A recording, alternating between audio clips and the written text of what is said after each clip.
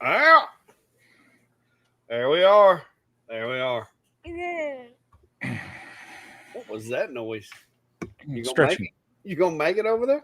I don't know. Been a busy day.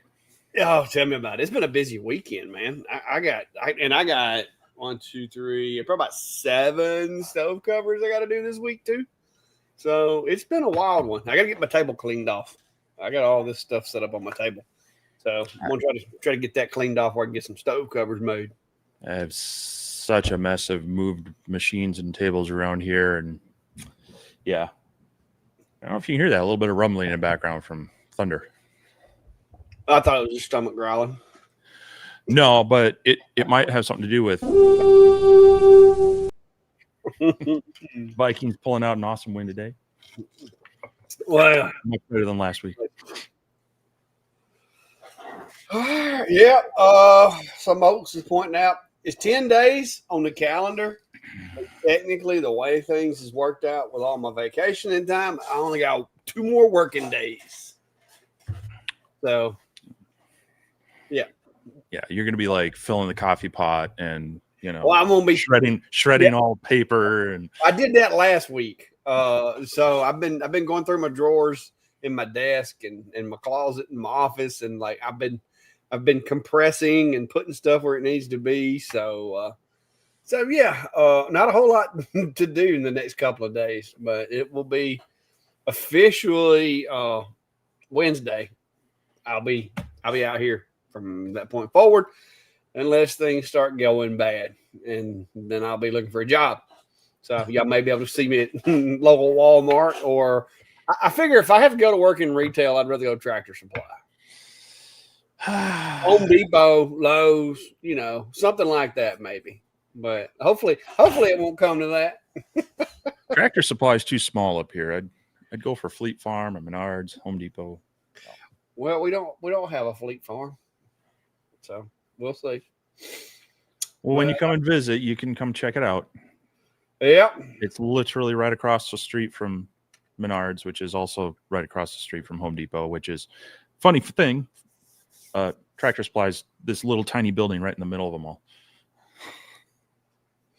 Well, here we don't have anything other than a local chain hardware store and Tractor Supply. That's pretty much all we got. We used to have an Ace Hardware. It closed down. So yeah, our Ace Hardwares went away as well. And we lost our Lowe's, but they were off kind of away from the little trifecta plus Tractor Supply there. So that didn't help them. But plenty of choices. I was actually at Menards just yesterday. Cool. I picked up playing with the OmniX. My video will hopefully be out tomorrow. Got a little delayed. Had absolutely nothing to do with the Vikings game. Distracted me today.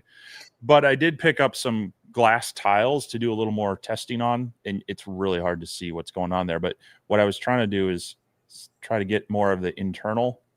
And you can kind of see there. Yeah. It was.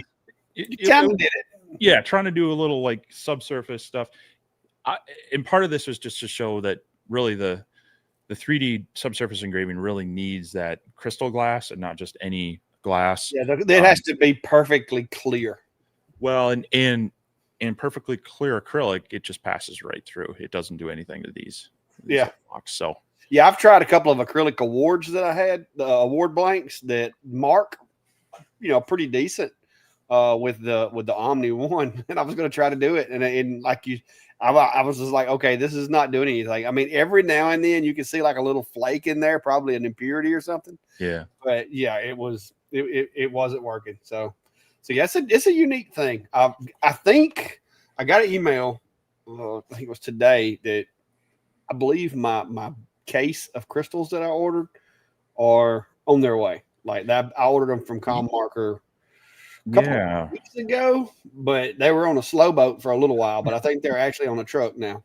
I think so. I ordered, they have 2 different sizes. They've got the 50 by 50 by 100, and then they have 50 by 50 by 50. So I ordered one of each to play around, and I think I may have gotten a notice as well, and I won't be able to see if we can find out.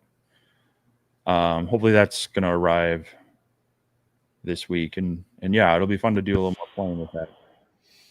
Yeah, the tracking on mine it's showing it's coming from Banyan Imports or whatever. But that's got to be what it is because that's the same tracking number that I was sent with my com marker order. Oh, mine looks like mine might be here tomorrow. Cool. Yeah, 9/22 is when mine's supposedly going to be delivered. Luckily, I ain't got to sign for it because I'm gonna tell you what, Fox Alien's getting on my nerves with this whole having to sign for stuff. Yeah, I took off work because I had to sign for a package the other day with FedEx, and then FedEx sent me a notice that afternoon and said, "Hey, we're not going to make it today. It'll be tomorrow before we arrive with your package." And I'm like, "Seriously? I took off work for this." I'm really starting to not like FedEx. Yeah. Well, I went to drop off something the other day, and there was a commercial realty sign in front of the building. I'm going, wait a minute.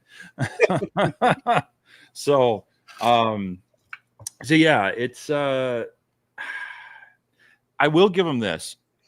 They tend to deliver earlier in the day for me, whereas UPS, I feel like it stays on the truck till the end of the day, and they travel every single dusty gravel road possible of the rural area around me before dropping stuff off. So by the time I get the box, I have to like, put your lab coat on, blow it off to see what it is. It's just they're dirty.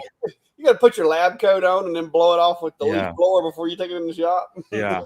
So I will. I mean, FedEx too. I think they do the whole Scotty with the enterprise things. They tend to overestimate, and so usually when I get the tracking information, they say, "Oh yeah, it's going to be Wednesday," and all of a sudden, probably 50% of the time, it comes a day early for me. So I don't know, but yeah, they're also, it's hit or miss whether you get actual FedEx or you get the ground, which is, subcontractors that would rather play soccer with your package than deliver it. Yeah. Dave's asking, anybody know where to source marble blanks for awards? I've seen some stuff. JDS has, I don't know if it's actual marble, but they have some different kinds of like rock blanks. Here's the case that if you have a local monument dealer or creator, like for headstones and such, talk to them. A lot of times they do custom cuts and they have offcuts, and they'll either cut one to you and sell it to you fairly inexpensively, or if you don't need something that's, like if you're okay with the rough cut size, it doesn't need to be polished and finished on everything. Sometimes they'll sell you the offcuts for just a scrap weight kind of thing. So I've had some luck with that. But yeah, it's hard to find real marble at anything retail. You pretty much have to order it. Yeah. Got quite a few folks from Bama in here today. I've seen Mobile, a couple of other places in Alabama. So I got some of my neighbors here today. That's cool. Yesterday, we went to a YouTube meet and greet with a bunch of the farming channels and stuff up at Pedals from the Past, and kind of walked around, met some folks. I got some video just of the event while I was walking around that I'm going to try to put something together and put it on my other channel, but it's pretty cool. There was folks from all over the place came to see some of the bigger, farming, homestead channels or whatever. And but man, it was hot.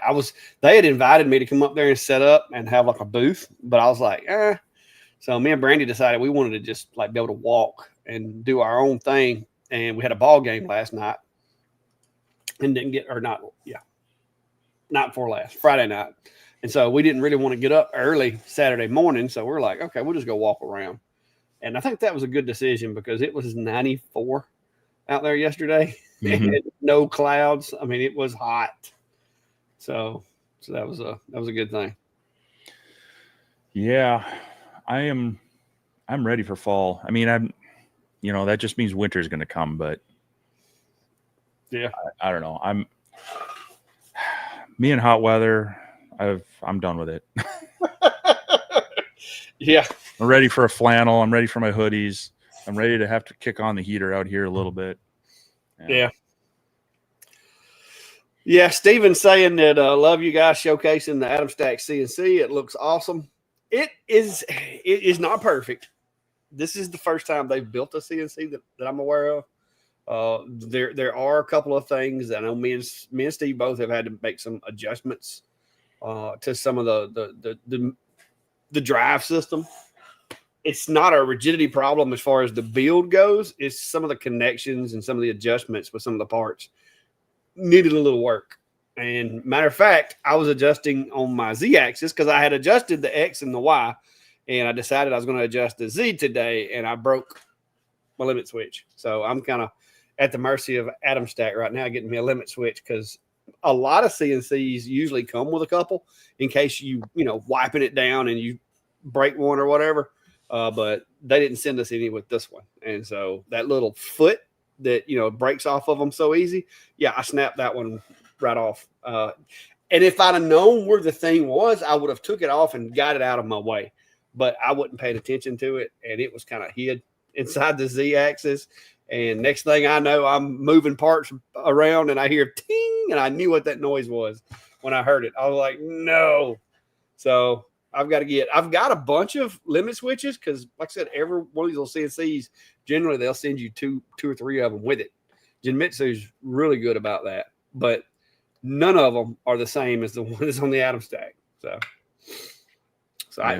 I emailed Atomstack. It was like, hey, I need a couple of limit switches because I broke one. It works. It just you can't home it because it doesn't have the Z axis doesn't have a limit switch on the top right now. So I was gonna just keep using it. Just I can't home it. That's the only downside. And I have found doing this 3D engraving because I've powered my machine off at night. I do the roughing pass, power the machine off. Next morning, power it up, home it, and then do the finishing pass on the material. And it's consistent. That's one thing I'll give it. It is consistently homing and going back to exactly the same spot. So I did. Some of y'all may have saw it. This was the first time I did one of these. I downloaded this file off Etsy because I was like, I don't have Aspire, and so I was like, you know what? Like, I think it was like $5. So it's like I'm downloading the file. But yeah, that piece of oak, and it is wavy and made into a flag. So it's pretty cool. The spindle is not as powerful as some, but it's capable of doing stuff. But doing something like that is going to take a long time. The upgraded spindle is a 500 watt. For some reason, I was thinking it was a 600 watt. But I think the factory one's what, a 200, 300? Yeah, the default one if you get the lower package, it's 200, or you can upgrade to the 500 watt package. Yeah. Now, I did ask them early on, are you going to have a 65 millimeter spindle mount for trim rounders and other things? And it sounded like they were working on it. I don't know that they have it right now.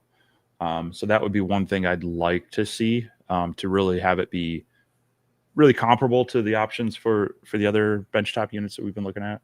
But overall, yeah, like what you said, is they definitely did their research. They didn't just slap a 100 watt spindle on a open frame, 20 by 20 extrusion laser frame and call it a CNC machine. They've actually worked at something that's really more purpose built. So I've only done initial carves. I kind of got a little behind with some other things and getting caught up. But yeah, I liking what I'm seeing so far between cable management and control.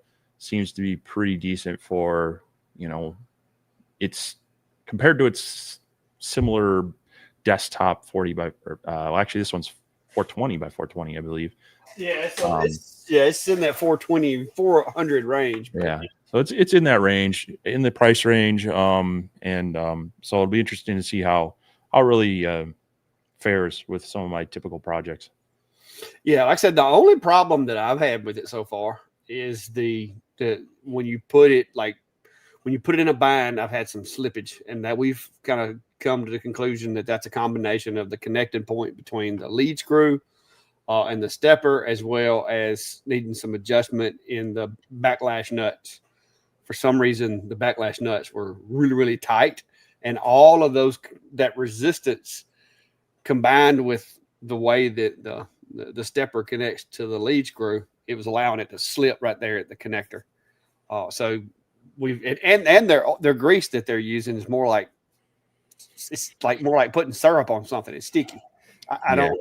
So I've took mine today. I took it apart, took some LA Simply Awesome, cleaned the lead screw, put this lead screw back in there with a little bit of machine oil, some sewing machine 3-in-1 oil on it, adjusted the backlash nut, and tightened up the connection points, and it was working fine. Other than limit switch got broke, but that was on me. So yeah. Question is, did you get the alligator file off Etsy as well? Oh yeah, like I said, I've been participating in some Etsy supporting folks here lately. I'll just go on there and search and look for the file that I want, and then of course I look and make sure they're not a fly by night. I think I paid $3 or $5 or something like that for the alligator, and I've used it twice so far. I did the big gator with the other machine. This is the first gator I did I did this with the Fox Alien, the Masuda. That's the one I did with it. And then I was like, I wanted to try the Atomstack out, but like I said, with the smaller spindle, I knew the 3D was going to take a while. So I'm like, I'm just going to use this little scrap piece of wood, and I'm going to downscale it. And so that's what I did. I just scaled it down a little bit and did it on this piece of material here. It done a really good job. The bit selection on this one, I could have went a little smaller with my detail. Of course, it would have made the job time take, a lot longer. But I think I used like a 0.75, and I actually have a 0.5 and a 0.25 tipped ball nose. So I could have got a little more detail, but I think it looks pretty good though. I mean, all things considered. There's diminishing returns between speed and or the detail and the time involved, Yeah, because 8% of 0.25 millimeters in step over, that's a pretty high LPI. But yeah, that it turned out really good. And another thing with wood too is if you start trying to get too fine with wood, it's going to chip little pieces. It's just going to fall off. So there is such a thing as too precise, I think. Yeah, it depends on the type of wood. You get some really, really hard wood that might hold the details well, but for your typical kind of medium hardness material you might be using, there's definitely a finite amount you want to push the fine detail. Yeah, this is some of that oak that I bought the other day because I was doing those awards for the barbecue competition. And of course, I bought extra in case I screwed up. And I actually did screw up on one. My work holding slipped a little bit and it chattered it a little bit. And so I've cut it down and I'm using it for test materials as well. So that's every little piece of material gets used around here. And I stained this with some chestnut, but this is oak also. But I did use some chestnut stain on it before I finished it. And of course, I put some little rubber feet on it because this one's pretty cool. Once I get, I'm going to use these to decorate inside the house once I get all these videos done. But yeah, this one my wife's already said it. She likes it. She thinks it looks cool. So it's going to capture all the dust when you have it inside. Yeah.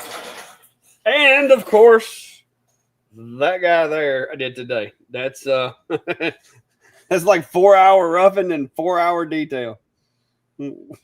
So that took a minute. So Santa's Laser Engraving is asking, is there any other advantage that these UV lasers coming out are having over other forms of lasers besides the crystal 3D ability? So the latest iteration of UV lasers has more of that addressable Z-axis. Some of the original ones were more just your 2-axis ones. And they do have some nice features. So one of them being they can do more of a cold cut. It creates a much cleaner cut. So here's a couple pieces of plywood done on the UV laser. And it's, I mean, with CO2, depending on the material, you can get a pretty clean cut, but compared to a diode, it's a lot cleaner. There's a lot less smoke. Doing leather, it creates a lot, it doesn't burn it as much. And so you don't get as much of that bad smell. doing some fabric. So this is some felt. You can cut it out and you don't get that kind of like, you know, the cauterized edge or whatever with it. It remains fairly soft. You know, doing the same thing with, you know, light fabric or paper. You can get detailed cuts without a lot of that extra overburn. This is a business card, and you know, with some of these, you end up having to clean them yet because the diode or the fiber will leave a little bit of residue. This was straight off there, some nice detail without extra cleaning and such. So, and then the other thing being just really fine detail. This is an engraving I did, and it's not going to show very well on this webcam, but it is pretty detailed. This is only about 1 3/4 square. And I didn't even push it. This was, I think, at 500 DPI. The point size on the UV lasers is just, compared to CO2 or even diode, it's so microscopic. Now, the trade-off from that is it's going to take longer if you're doing like a vector engrave to just cover the area. I mean, think of doing a football field with an 18-inch mower deck versus a rider with a 6-foot wide mower deck. It's going to take you a lot longer to cover that same area. But when you want detail, because it's more point based, that's where you would gain that. But yes, right now with a lot of the UV lasers coming out, the big feature is they're adding in that 3D modeling, that subsurface engraving for the crystals, and giving you cool 3D engraved effects like that. So, I miss anything? What are your thoughts on them? I mean, the other thing being that it's just, if you have material you're not sure of, they're a lot more forgiving. Yeah, that's my biggest thing that I've learned to love. And I did a video on, you know, comparing UVs to fibers, because we get that question a lot. One of the big things that I've started, because that's why you see I've got the Omni 1, the Omni X, and then I've got the 60-watt MOPA. Because pretty much, unless I'm trying to do deep engraving on metal, I'm going to use one of the UVs. Because like I had some folks bring in fishing rods the other day that were made out of some kind of composite material, wanted names engraved on them. And so, you know, you don't even know exactly what kind of material it is. So the UV will mark most anything. And like you said, the dot size is so tiny that if I'm trying to do really small text, I can do it. So the versatility of the UV is, I think, what really sets it off. It's not as fast. Like, and if you want to do acrylic, like engraving acrylic with this UV, it changes the acrylic from red to white, from black to white. Like it doesn't engrave it. It doesn't just like discolor it. It changes it. It looks like you painted it or put a sticker on it. It's white. Matter of fact, I got some right here somewhere. Let me find it.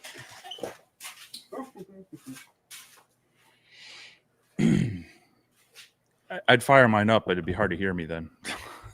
That is the downfall of UV lasers, is they take a lot more cooling than your typical source. And so on these, they have a lot of airflow. Now, ComMarker did say that they are switching to they're going to have like some thermistors in there to be able to regulate the fan speed when it's not running and it's not heating up as much. They'll have those spin down, but when it is running, it's a pretty noisy machine.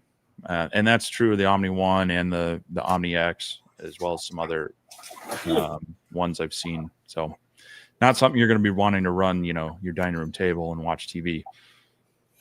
Yeah. See, oh, slippery. Got dust on it. See, that is what you can do with red acrylic. Like, and you can do the different colors, different shades, but you can also do like really, really, really clean detail.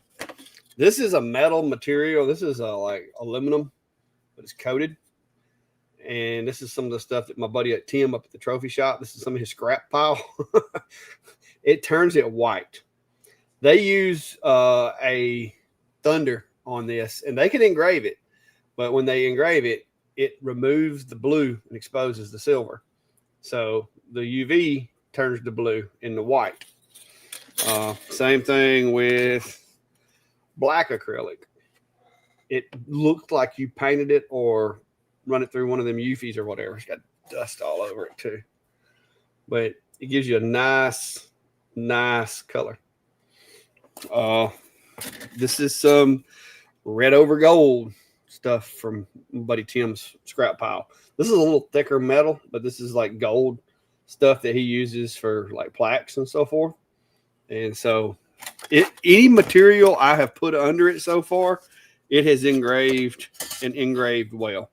There's some of my final pieces I did with my red acrylic, and you can see the detail is crazy. And this is I think this come from not JDS but Johnson Plastics.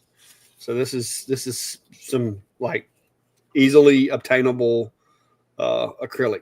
Now I will say this, the Omni 1, I have actually cut this stuff with the Omni 1 and it does okay, but on my Omni I've got the bigger lens that gives you the bigger work area. The Omni X, I tried cutting some of it the other day, and I'm assuming it's because of the lens. The smaller lens has a smaller dot size, but it's also really susceptible to focal change because it'll like score it, but it won't cut all the way through it. It's like the beam just fades after about 1.5 millimeters. So I'm assuming it's because it's the same machine, but one's got one lens and one's got the other. So, but yeah, anodized materials. There's your different color shades. It's just the versatility of the materials. Oh, and there's a little Hello Kitty thing that was in the Com Marker software. So the versatility of materials is one of those things that, in my opinion, that is, once you start doing like different materials and different things, that versatility, you sacrifice a little bit of speed compared to a fiber, but you gain the versatility of you can mark anything.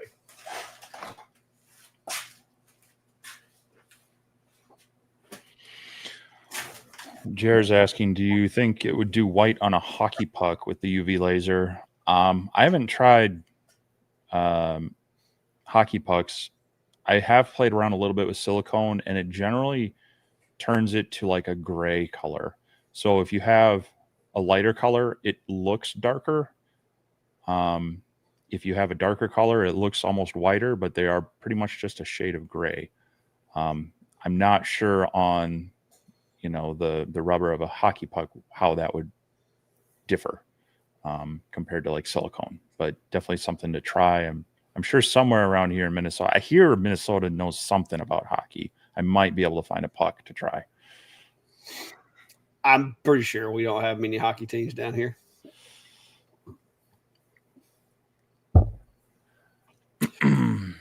Brian is asking how much are the crystals costing. The ones I ordered were $5 a piece, I think it was. It was $113 for 12 or 10. They're about 12 for the taller ones. They're about 12 to 13 a piece, and then the smaller ones are like $5 or $6 a piece. The 100.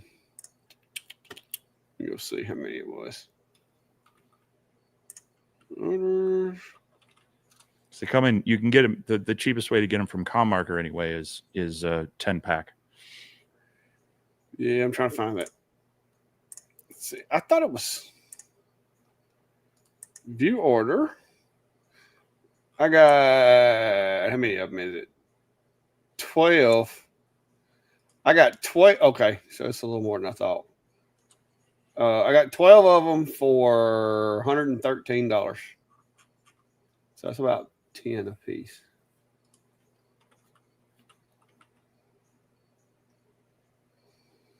Close to 10 a piece. But now I use my Clack Shack discount code, save $6. I didn't think it would let me use my own code, but it did. So I saved 10% on that. But yeah. Oh, and I got the 100 by 50 by 50.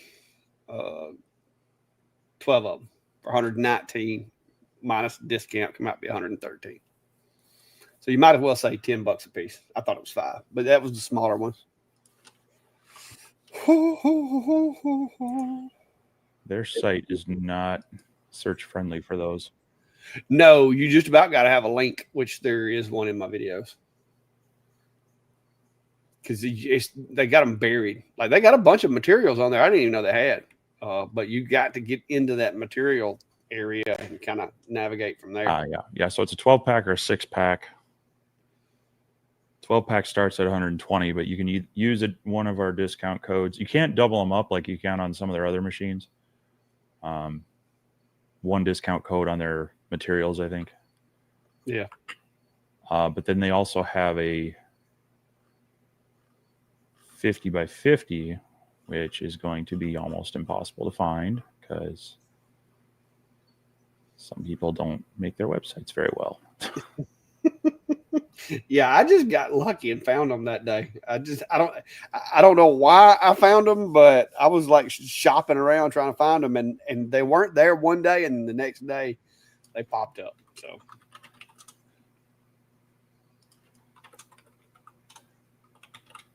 I'm going to use the old. Sometimes the search on the website itself isn't good, but if you use Google, it works better. Yeah. So the other ones are 50 by 50 by 50 for $65 for 12, or $120 gets you 24. So it's basically the same price, just half the material and half the price. Yeah, I think they're selling it to you for like what, $5 for a 50 by 50 by 50. So it's like 10 cents per what's that centimeter, cubic centimeter.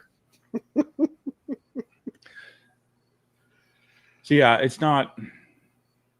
They're not cheap, but I think I can mark them up enough to make it profitable.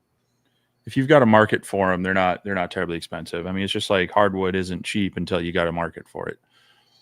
So. Well, just those plaques that I made the other day for that barbecue event, that oak was $85 a board for an 8-foot board, and it took 2 of those boards to make them. So I mean, you figure each plaque was basically a foot of that wood. So let's see, $85, divide that by 8 feet. So you're looking at like what, $8 a piece for the blanks that I did on them, and those were wood. So it's how thick were they? 3/4. Oh, that's a little expensive. Yeah, well, that's Home Depot or Lowe's prices for you. Oof, yeah. But it was some good clean oak because I dug through there and I got I got the select. And there you're paying for, finished 4 sides, whereas if you're buying it from like a hardwood dealer, you might have it finished on 2 sides, or just straight up or just straight up roughs on. So yeah. And if I'd have went to a hardwood place and then bought it and then had to come back and plane it and square it and all that, I mean, by the time you figure my time up, probably better off just go ahead and buy the pre-finished boards, especially with this job being, kind of last minute. I didn't have time to be lollygagging around because I needed to get those to them in time for the event.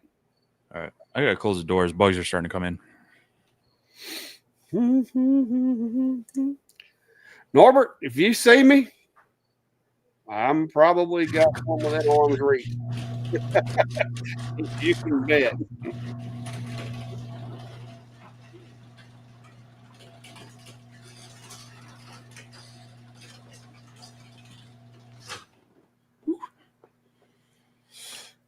Oh, anyway. Scroll through our comments yet. Jim saying, can it do black, acrylic, or glass? I'm assuming he's talking about the UV. Yes and yes. UV, the UV can engrave anything. I think he's asking, can it do black on? Not can it do. So you're not going to get a black engraving from the UV laser. No, not that I've seen. Now, some of the crystal, if you go over it enough, it starts getting really gray, like really gray, almost black, but it ain't quite black. Yeah, in my experience, it really struggles with clear acrylic. But with glass, you can do a few passes, you're going to get that frosted white, but you're not going to get a black color to it. Mm-hmm.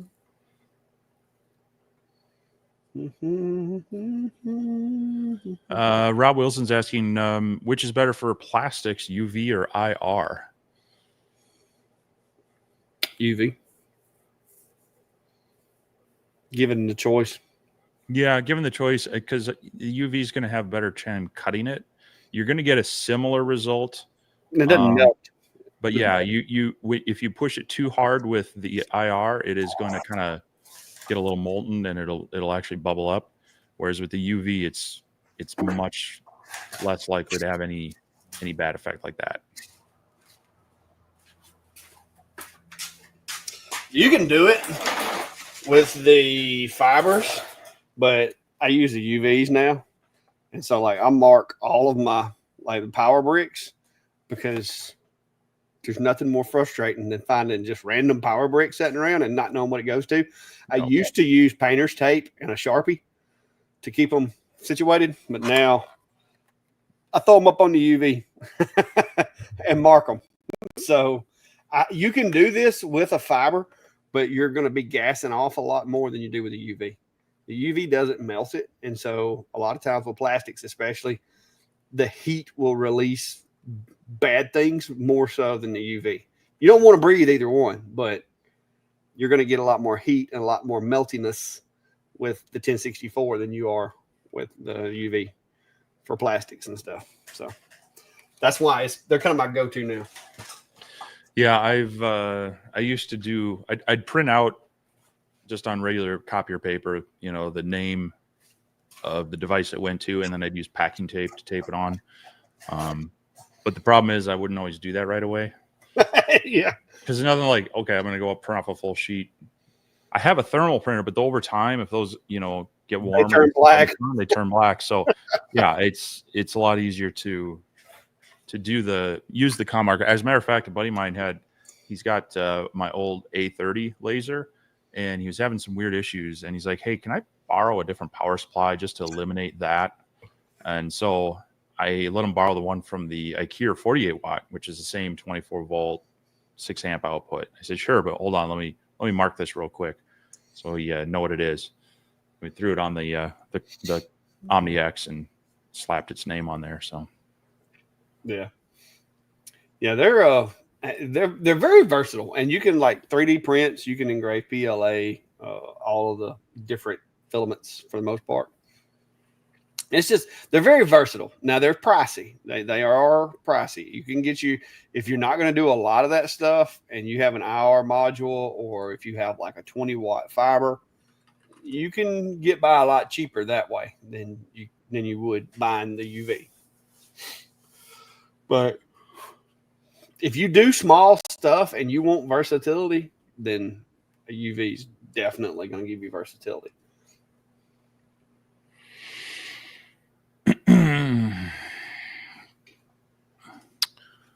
Papa Ragu's asking, will the UV cut through clear acrylic? Have you even tried that? I haven't tried clear. I did some like regular acrylic with the Omni 1. I can cut thin stuff with the Omni 1, but now I've got the bigger lens on there too. This one, it came with the small lens on it. And so I just hadn't swapped the lenses because I'm like, this way, it's basically the same machine. This one has the powered Z. This one doesn't. This one has enclosure. This one doesn't. But as far as like just flat engraving, I kind of like having, a lens of each size already on a machine. That way I ain't got to be messing with them. Yeah. Well, the other thing. The only way either one of these UVs is moving from this spot is if I get another UV because I like them. And while it can cut, I mean, like I showed you the plywood earlier, it's multiple passes to get through that. It's not, if you're doing a lot of cutting, it's not the machine to do that. Now, if you're just doing incidental cutting because you happen to, or it's thinner material, yes. But even like glass, you can do the wobble cut to slowly get through it, but it's going to take a while. So it needs to be kind of like the incidental use and not like it's not something you need it to do very often. Otherwise, you're going to be investing a lot of time and running that machine a lot just to get through some things like that. So, yeah. Michael's asking, how does the UV work on plastics like the AirPods case? It will make like a gray, like a really dark gray color on most like plastics, like this stuff right here. This isn't an AirPod case, but it's just very similar plastics. It'll make it like a gray color. I don't think I have anything that I've done with the UV per se. Well, here's an air tag. That's not the color you get right there. Because Yeah, I'm trying to see if I have any. That's the back side of an air tag, which is probably the same material as an AirPod. I mean, I've got this little tea light candle. I could try that, but I was trying to find something a little harder plastic. That's white. I could fire mine up real quick. But I don't know that I have anything like that. But yeah, generally it's just kind of a I don't know, like a military gray kind of color.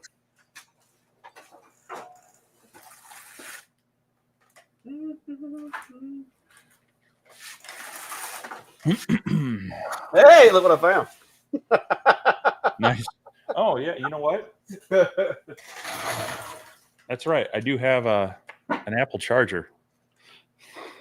Which one we want to use? Which one you got? Which one you going to use? This is an actual Apple, like legit Apple charger. Yeah, this is too. Oh, okay. Yeah, it's got an Apple under the back of it right there. Yeah, which machine you going to use? I'll use the opposite. I'm using the OmniX. I can tell by the sound of it. That's the OmniX. Of course, I don't have my spare webcam set up. Yeah.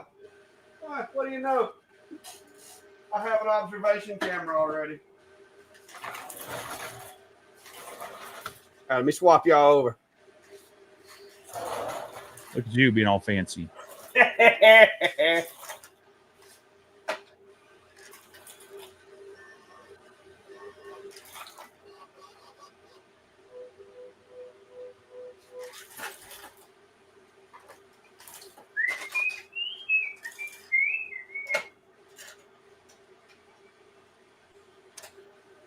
So what you engraving on there? My logo, I reckon. There you go.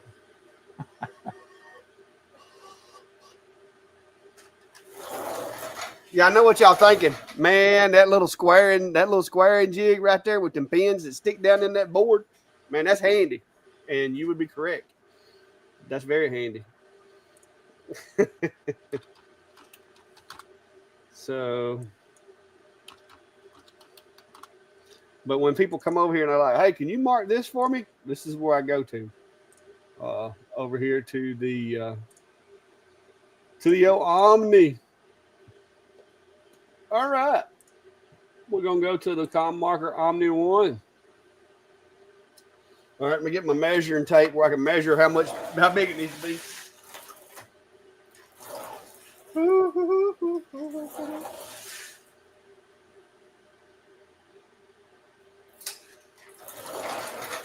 All right, so I need a 40 millimeter square and a 30 millimeter shape. So go up here. 40 by 40. Oh, wait a minute. 4D, not 4. Why is my numbers locked? It's not working. There we go. Oh, I'm way too big. Make that a frame. Check files, logo. All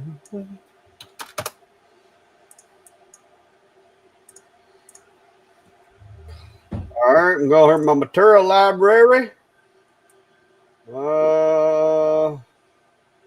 Plastic.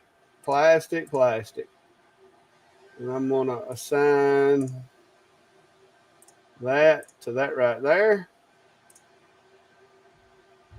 All right. And let's frame and see what we got. Mine's already done.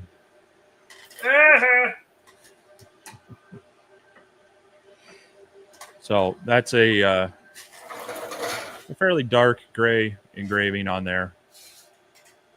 I don't quite have the best light on it right now, but hopefully that gives you an idea of engraving on the Apple plastic.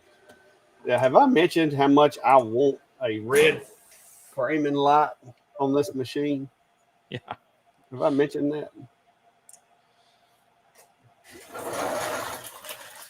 Oh, that thing is noisy. I'm glad I could turn it off. All right. Mine's not wanting a frame over here. What have I got going on? Wait a minute.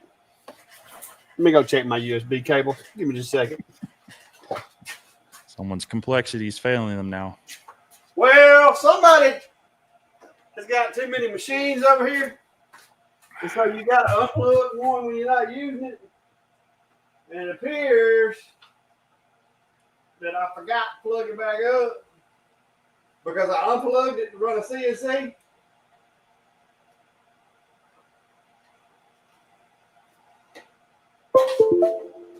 Oh, you know what that noise means? I bet that's why it wouldn't frame it. What you want to bet?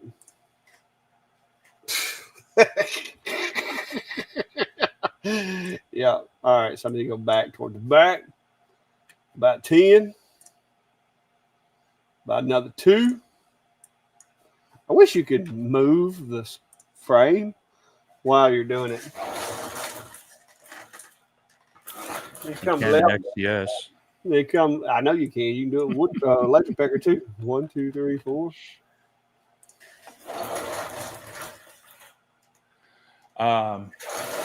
2 more.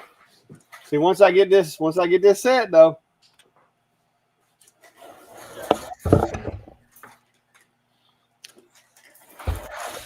All right. Yeah.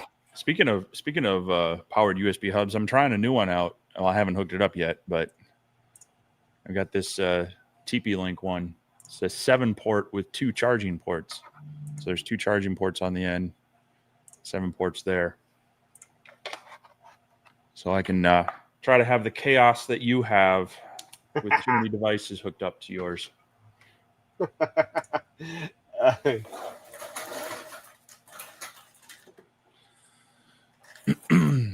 at that. You can actually see it on that thing. Yeah, the white objects is kind of nice that you can do that. All right, here we go. All right, so this is let me get my camera a little closer.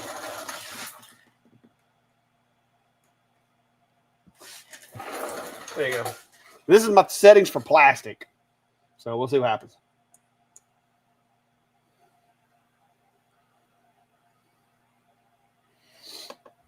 And like I said, the cool thing is with these UV lasers, you really don't have to worry about, oh, I hope it's sitting too hot and I like cut through it, because it engraves so smoothly and nicely that but it doesn't melt the plastic. And so you don't have to worry about cutting all the way through it and exposing the interior of your object. Yeah, you can barely feel it on there. I mean, it feels just like a screen printing or something. Yeah. And this is an Apple brand charger, so I would imagine the Apple plastics for the earpods is probably the same thing. So there we go.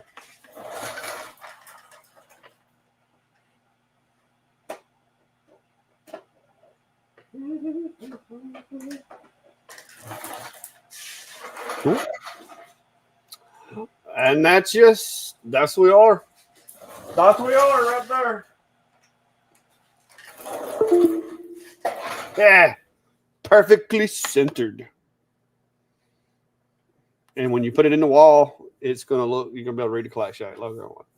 But yeah, that's why I like the UVs. And I didn't have to do a bunch of testing because it's plastic. And I use that same setting with the black plastic, the red plastic. I mean, acrylics, you can just about use that setting for any plastic and have good results. Now, if you were trying to do something really specific and you wanted to do testing, you can get like a darker engrave sometimes. You can get different colors. But typically, I just run with that setting and get it done. So, there you go. Yeah. And this one was the default setting in ComMarker Studio as well. So they provide a pretty decent base library for things. I've found on wood, I've had to do a little bit of tweaking. So, and different wood is going to engrave different. So that's definitely, I'm not surprised by that. This was the default settings on wood, which is really light. And so I had to, change it up to get that. But yeah. it is nice to see them within their software anyway. They're providing a pretty good base library of material stuff. Yeah, Brian, you never know what you're gonna hear, man. That's the whole thing. It's unscripted. we're just here having a good time. Yeah, AGT, you can do it with blue diodes, and you can do it with the IR modules too. It's more of a balance when you're using one of those hot lasers than it is with the UV. The UV is just a lot more forgiving. Like, it doesn't melt things like the other machines do. So that's really the biggest thing. Now, it is slower though. I mean, yeah, I did some 3D stuff before CES with the 20 watt, the ComMarker B6. Yeah. And so, yeah, that's just one of those things where you start fast and work down from there, so you don't melt it as much. But definitely stuff you can play around with. And I was getting a pretty bright white on the black PLA from that. Kevin Rich has a question. With my Reno 65 Pro coming, I need to relearn Lightburn Pro. Any suggestions for a good overview, especially the new 2.0?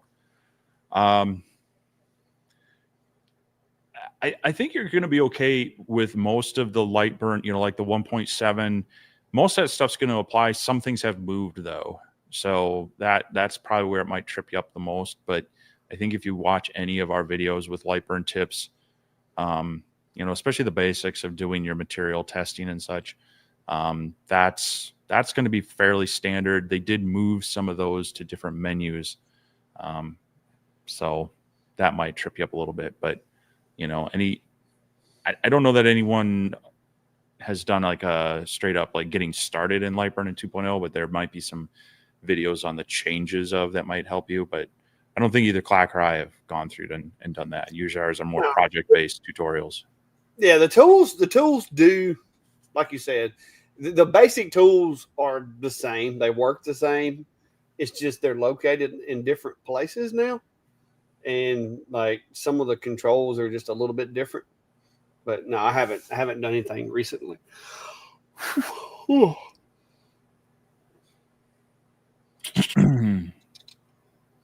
Yeah, pop. You can use a lot of different sprays. Like I said, I use marking spray in the form of Surmark, which is basically titanium dioxide. 2X white 2X paint from Rust-Oleum is one of the highest content titanium dioxide paints you can buy. So instead of having to try to mix up a bunch of titanium dioxide spray or whatever, if you don't mind cleaning the white spray paint off of it, you can use the 2X and get really nice results. Like you can paint things with 2X white and then engrave black letters on them. And I do that a lot of times with different things that I do. Like if I want to do a picture and I want to do it on wood, I do it on by spraying it with the 2X white. So there's lots of different techniques. Brad Ham's mentioning, I've seen a video on the new Atomstack Atlier. I haven't even asked how they pronounce that. 12 watt. What are y'all's thoughts? So I have mine sitting over there next to the CNC. I haven't really fired it up yet, just because I said I was getting a little behind. It looks interesting. It's a little bit bigger than the F1. I think it's a little taller, maybe. Very similar in platform and form factor that, but they have that kind of fake leather handle. I think both of us have mentioned some concerns on that. It is also just a 12 watt diode, blue diode laser, as opposed to the original F1 that had the 10 watt blue and the 2 watt IR, although they do have the F1 light, which is just the 10 watt. And yeah, there is the the sliding tray, which if you're going to have one of those, the fixed sliding tray is the way I'd rather have it than the rollers or the conveyors. So we'll see. We got to test it yet. Now it does also have a camera that works in Atomstack Studio. I don't know its compatibility with Lightburn yet, the laser itself or the camera. So it'll be interesting to see how that functions. And I'll be honest, have they posted the price yet of that one? I haven't seen it, but then I've been busy, so I hadn't really been out there looking for it. So of course, with all of that, that's going to be one of the determining factors is how does it compare in performance, but also price. Yeah, so far, it's a decent little engraver. Like if you wanted something that you could throw in a box and take with you to an event to do keychain markings or ornament markings or something like that, so far, it seems to be a good option for that. So I don't know if this is now they have it listed pre-sale and they're showing it for $5.99, which isn't bad. For the machine only, $6.99 with their conveyor. So for a portable diode only Galvo style, that's not bad. What'd you say it was? I was $5.99 for the just the laser itself. $6.99 if you want the little sliding conveyor. Yeah. Bundle. But yeah, I mean, so that's, for the price and the fact that it's a Galvo. I mean, it's definitely more than like their P1 or some of those other portables that have a similar working area, but the Galvo is going to be so much faster. Yeah, like I said, and with that machine too, you also have the capability. Like, let's say you make cutting boards, and all you really want for a laser for is to put like a logo or like some little, cute text or whatever on your cutting boards. With this machine, you can take that bottom plate out and you can engrave through the bottom of it. Yep. One big thing that its looks can be deceiving if you're used to using an F1, the focus knob where like the F1 was powered, like you rocked it one way, it went up and down. With this one, part of the reason it's so much cheaper is because it's basically a twist knob that like raises and lowers the machine. It's not powered, but it works the same. It's just you don't have an electric assist there. You turn that knob, and when you turn that knob, it like lifts the machine or lowers the machine. So they've cut some stuff off of it to be able to get that price point. But so far, I've just done a really good job with the testing that I've done.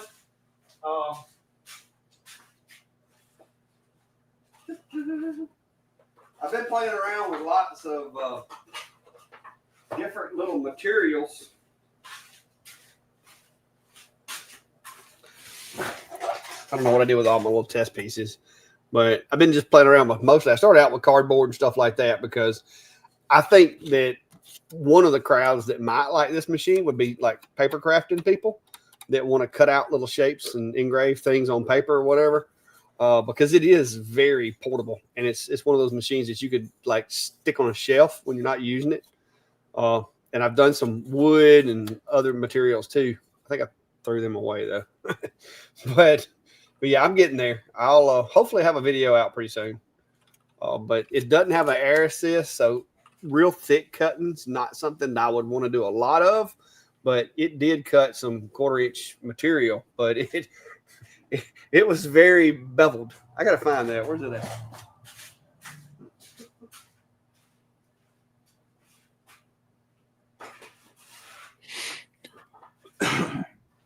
And that's true of any Galvo style laser, is you're going to have that angled cuts and you won't have the air assist option.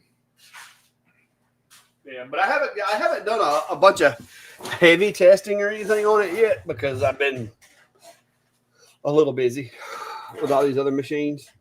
But the other day while I was waiting on a CNC to finish, I went ahead and got it out, started playing with it and testing it. And I think there was a firmware update that I had to install, some other stuff, but it's looking promising so far. Nice. Rob says, if you want to get rid of any machines, I'd be happy to drive down from Northern Illinois to pick them up.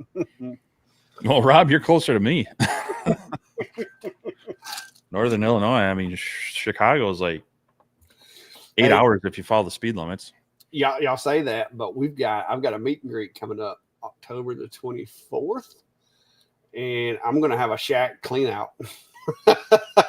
So there's going to be some registrations. I'm going to try like the first week of October. I'm going to go and I'm going to put out some posts, and this is going to be for anybody. This is not going to be just for members only or anything like that. The only catch is it's going to be porch pickup only. But I'm going to have some machines that I'm going to be taking with me to the meet and greet that we're going to be doing, and we're going to be doing a drawing at the event to see who gets to take those machines home with them. I mean, I got to drive down there to get it.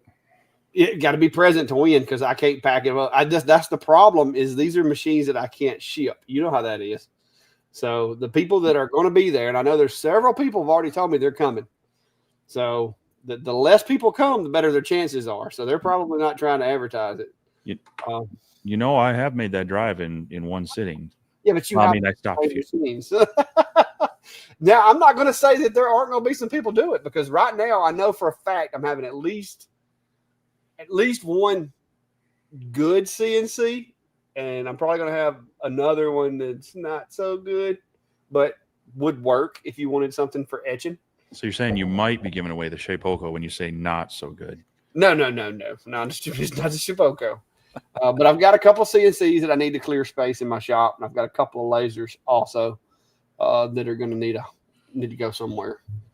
I've actually got a couple more possibly that could be here by then. I don't know what the status of them are going to be. I'm hoping that my Ohmtech will be back going here shortly. That one of my tracking numbers that I got is for my power supply for my Polar Plus. If I can get that thing back up and going, there may be a P2 for grabs, because I haven't used that thing in a long time. And I can't do tumblers with it. So that's really a downfall for me. Well, I need to get caught up on some things here and see. There is a chance I may be road tripping here in October-ish somewhere. Not saying it's going to be Alabama. Not saying where it might be, but we'll see. I got to get caught up on things here first before I commit to staring at the highway for 16 to 20 hours. Yeah, well, I'm one way coming up. I'm possibly going to be coming up to your way sometime this fall, because once I get retired, my wife and kids, they get like time off around holidays and stuff. So I told them, I was like, we could, now that I'm not going to have to go to work or anything, we could technically take a 5-day road trip and not have to worry about it. So, well, fall down there. I'm just saying it might be winter up here by the time fall hits down there. Well, it'll be like November around Thanksgiving. There's this wonderful story that people, especially my age, like to tell about the Halloween blizzard. Yeah. So I just dropped a link to the event that we're going to have. There's going to be some more folks coming to it that are local channels and stuff, but right now I've got the ones that have already told me they're going to be there are listed. And like I said, I'm going to be doing some giveaways, and it's going to be stuff that I can't ship. And y'all know I've been shipping about a machine a month out to some of my giveaways that I've been doing, but some of these I can't ship either because I didn't keep the box or because it's just so much of a hassle to try to disassemble stuff and put it back into, a box. Well, and some of them are cost prohibitive to ship, some of those larger things. And so doing the meetups are kind of the way to get that done. So, but yeah, I may be on the road at some point in October. Depends on if I can find enough time to get away, or I may be hanging out at the Minnesota Woodworkers Expo. I think it's the week before your event.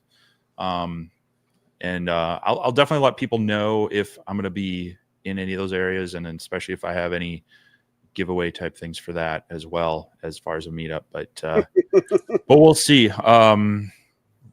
It's been a little bit busy and chaotic up here this past month. So yeah, Tim said he's got room if anybody wants to catch a ride from North Carolina. But yeah, I've dropped the link to the event, like I said, in the group. And if y'all seriously, when I start moving around, like anytime I go out of town, I've always tried to put a post on my Facebook page about where I'm going to be. If y'all wanted to like get up and have some drinks, go get some wings or whatever. Just like when me and Steve were over in Atlanta, you can come hang out with us, eat supper. I think JR, I know he was over there with us in Atlanta for 2 or 3 nights, hung out with us. So, and when I do start traveling, like somebody said that when I start traveling, I should let people know, we'll do meets along the way. That's kind of the plan. Anytime I go somewhere, I try to post where I'm at. And if anybody, is in the area that wants to, meet up and go get some lunch or supper or whatever, then I'm always open to that. Because like I said, you guys are going to are the ones that help these channels make it and survive. And now that I'm full time, it's going to be a little bit more important to me because it's got to pay for my insurance and all of my incidentals. I should be better about that when I'm road tripping, but oftentimes when I'm on myself, I cannonball it. I mean, I've got my powered fridge, my 12-volt powered cooler fridge thing. I barely stop long enough to get gas. And, a lot of times I have the food with me. So it's, I'll hit a rest area and make my sandwich really quick. So I'm pretty bad about hanging around in one spot too long. But yeah. And Rob, like I said, once I get retired to where I've got, not got a bunch of other obligations, that's one thing that I plan on doing is I want to have like some shack days to where, if folks want to meet up or want to come by or whatever, I can dedicate some days or just set up appointments or whatever to meet up with folks, maybe just go grab a sandwich or something in town, whatever the case may be. Those are things that I want to incorporate also as I get closer to, or I don't get much, you can't get much closer as I get into the retirement. I got 10 days on paper and 2 days of actual work. So there's a lot of things that I want to do. Yeah, it's not gonna be a whole lot of work going on. I'm gonna show up. That's about all they're gonna get out of me. This is the week after I let a lot of my staff take time off, and so I was like busting it at work covering things, Yeah. But yeah. But yeah, anytime, like I said, all you gotta do is email me and let me know. And if I can, I will accommodate. However, now I'm, I do have family obligations and, I still have to be places and do things, but yeah, anytime somebody's coming through, there's been a couple of people that I've met them at, Shoney's and sat down and had some lunch or whatever on their way through. So just, you never know, but it'd be cool. All right. October the 24th though, will we definitely be there. How about a real laser question? Melissa's asking, what's the purpose of swapping lenses? I've heard swap the lens a few times now. They sent out a couple with my laser, but assume they sent additional in case one cracks. Now I'm curious. So it kind of depends on what people are calling the lens. On a diode laser, you do have a focus lens. What a lot of people are talking about with those is the lens cover.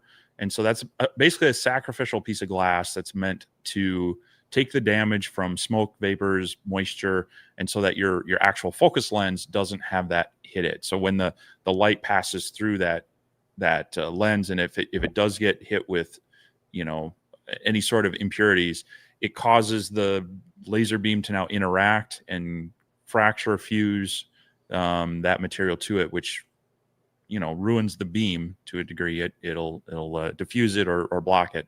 And so that's where just swapping it straight out for that helps. On CO2 lasers, they don't necessarily have a lens cover. They'll have the actual focal lens. So it could be the same thing. The lens may have gotten dirty or cracked or have some impurities on it, but they also have different focal distances to them, and that can affect a couple different things. On a CO2 laser, it will create the focal point is like an hourglass, and on the shorter focal lens, generally it has a sharper transition from out of focus into focus and back out of focus. When you do a longer lens, it's a little more gradual, but then the part that is in focus tends to be longer. The trade-off is that focus spot tends to be larger and wider. So the helpful part there is a shorter focal lens with a finer spot size is going to be more detailed work. It's just not going to be able to cut as well. longer focal lens, it's going to have better cutting qualities, but less detail to it. When you're talking about the Galvo lasers, it's a similar effect, but it has more to do with its spot size and getting more detail.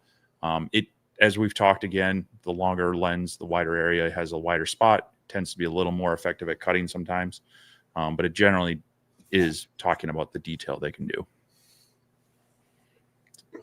Yep. It depends on which laser you're talking about swapping the lens on. Yeah. On diodes, the only real reason to swap a lens is because yours is messed up. That's it. Like I said, the Galvos and CO2s, it's a matter of getting a desired effect from the beam. Michael Key said, do I still have the Hurricane in service? I do, but it is at Klein's Engraving. It's not here. It's over at Klein's Engraving there. He didn't have a CO2, and he loves Atomstack. And I had my own tech. So I try not to get to where I'm like some channels to where it's like the only laser I have is X laser. You know what I mean? So I have Atomstack. And so I didn't want to let either one of my diodes go. And so I let Klein have the Atomstack Hurricane, and I used the OhmTech Polar, because even though I like Atomstack, there are things about my Polar Plus that I prefer for the projects that I use a CO2 for, which are mostly just cutting acrylics and engraving tumblers is what I've been wanting one for. I had hoped the X-Tool P2 would be my tumbler engraving machine, but engraving tumblers with the X-Tool P2 is about the equivalent to getting a tooth field, in my opinion. I would rather have a tooth field than to try to engrave a tumbler with the X-Tool P2. I love X-Tool's products. The F1 Ultra, I'll engrave tumblers with it all day long. The S1, I'll enjoy, and the D1. But they were not thinking about tumblers when they built the P2. They just weren't. Now, I think they've addressed some of those issues in the new machine that they just came out with, so I've heard. But the P2, if you're in the tumbler business and you're wanting a CO2, do not get that one because it is, I'm telling you, it's a pain. You'd be better off with an S1. But I've been wanting a CO2 to do tumblers and have dedicated as a tumbler machine for quite a while. And I finally got it. And then, of course, I blew the power supply up in it. But I've got a new power supply coming. And hopefully I'll have it back going here soon. But no, the Atomstack Hurricane is over at Klein's. He loves Atomstack. He did not want to try to learn how to work a Ruida controller. And he likes GRBL controlled machines, and so it was a good fit for him. And he sent me the other day, he was working on some acrylic ornaments for Christmas for teacher stuff, and he was working on some photo holding ornaments for the sports teams and stuff. So he's getting some use out of it. It still works good, because if it didn't, he'd be calling me, telling me to come fix it. But no, I like the Atomstack Hurricane. The rotary and the riser setup that it had wasn't my favorite, but the machine itself for a CO2 machine, it wasn't bad. Cool. Yeah, I've unfortunately haven't had a chance to see a Hurricane in person, neither the laser or the meteorological event. Yeah, I've seen both. I got chased out of one. I was visiting my aunt and uncle out in New Jersey years ago, and unfortunately one of those hurricanes changed direction, headed up that way. They said, you might want to get out of Dodge. So Tim Zan says, I literally just bought my first CNC and it's all Vintauri's video fault. Well, sorry, not sorry. He does that to you. The next thing you know, you'll be collecting glues. Yeah. Well, I hope I steered you well, and hopefully you enjoy it. I do have, it's on my list of things to do some CNC work. As a matter of fact, I am going to do some stuff even with easel, knowing that not everybody wants to plunk down the money for V-carve like Dave and I like to use. Easel is a subscription-based thing, but you can get into it for like, I don't know, it's like $15 a month, give or take, to at least ease into it. And that's the software that really holds your hand through it. So hoping to do a little bit there, but also do some beginner stuff on some projects in VCarve, possibly Carve Co. Trying to cover as much base as I can, but it's also just time gets away from me these days. So, but I am excited to kind of get back into some project stuff. Yeah, I've got Carveco too. I've got access to it now, but I just, like I said, I've been slammed trying to get caught up. I'm hoping after retirement, especially when it gets cooler and the grass quits growing and there's no yard work, maybe I can get into doing some actual tutorials inside softwares. But we'll see how that goes. What machine did you get, Tim? Just out of curiosity. Yeah, let us know what that was. Kevin Rich is asking, what is the difference between tumblers on a diode and a CO2? Well, Kevin, I have always done tumblers on a diode. That's I grew up doing them on diode. I've been doing them on the X-Tool S1 up until recently. But my buddy Tim here in town, he's got a Thunderbolt and he's got it set up, and I've helped him dial it in doing tumblers. And after doing a few tumblers on his Thunderbolt, I noticed the difference in the cleanliness and the forgiveness of the settings with a CO2 versus with a diode, that I just wanted one. And the big thing is you can get the same or very similar results with a diode as you can with a CO2. If you know what you're doing, take your time, do some testing, and, get everything just right.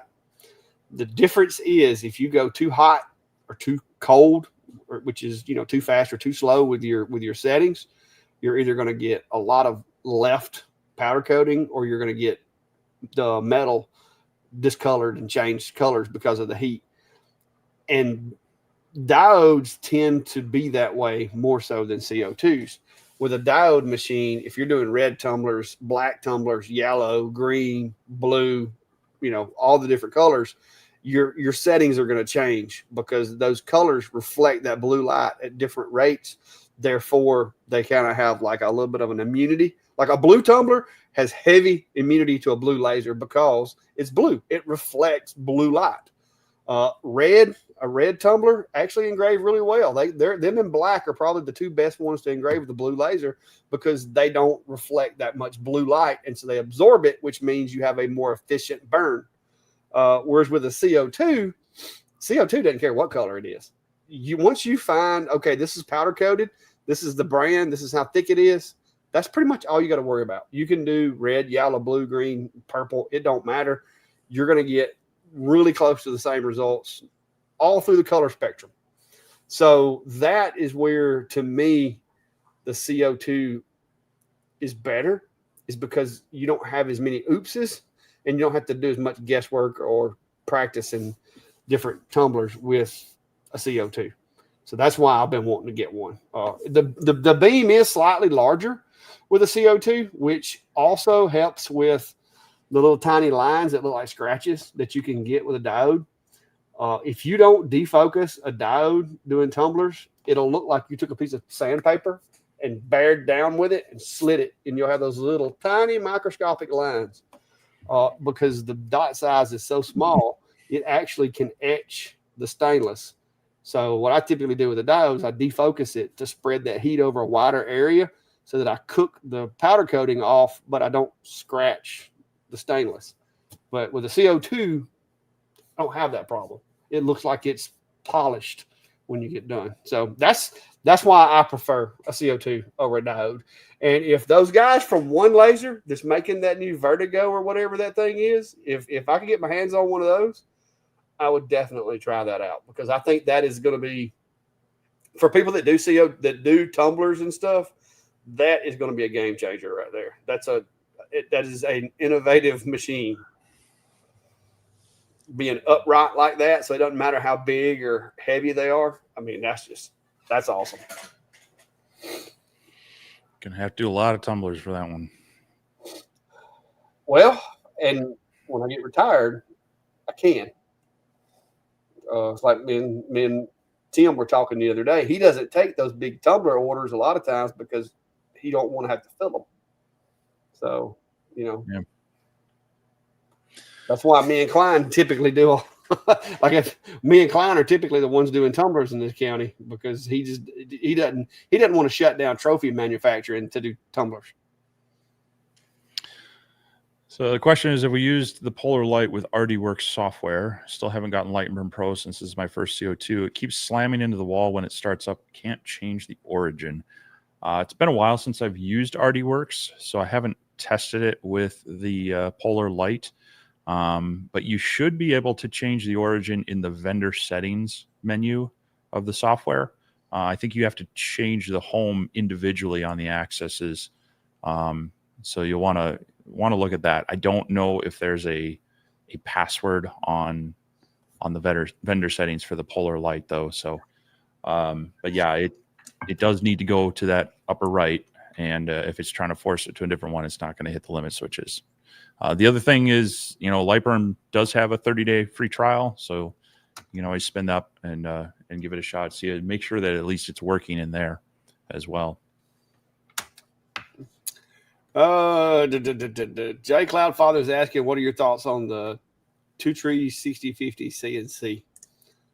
I've never had a Two Trees CNC. I can't say for sure, but trying to find that 6050. Oh, there it is.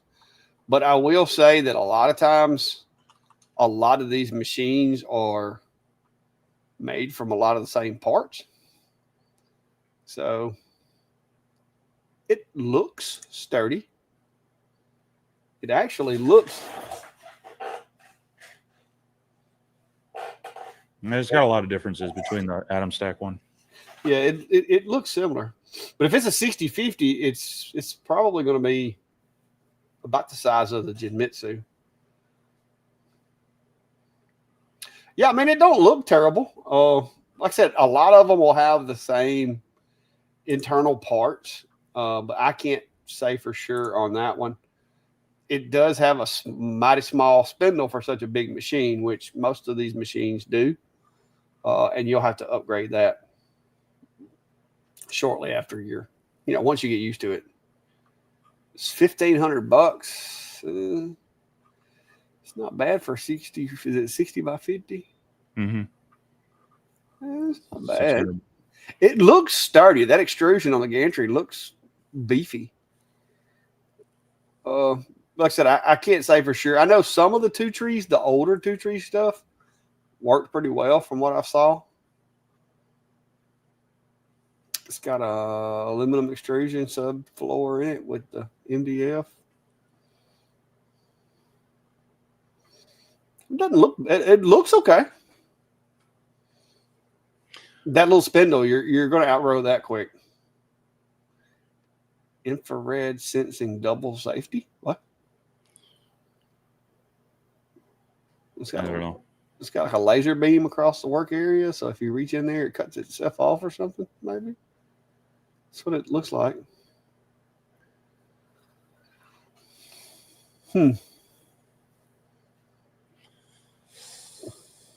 Yeah, I don't know. Haven't had experience with them either. It does show a 65 millimeter spindle holder.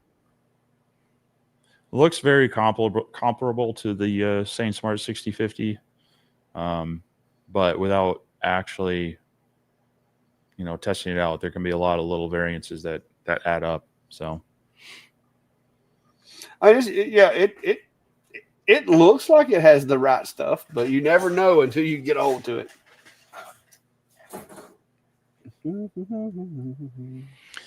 Meryl's asking, do you guys think that X-Tool's UV laser is going to be better than the Omni X?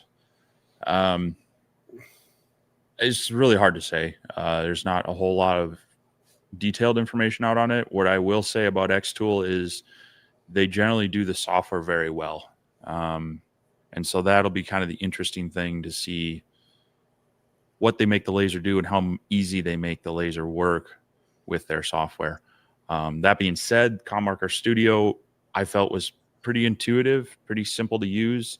They included some material libraries, but that's also with 10 plus years experience on a lot of different tools and such. So what I find intuitive sometimes,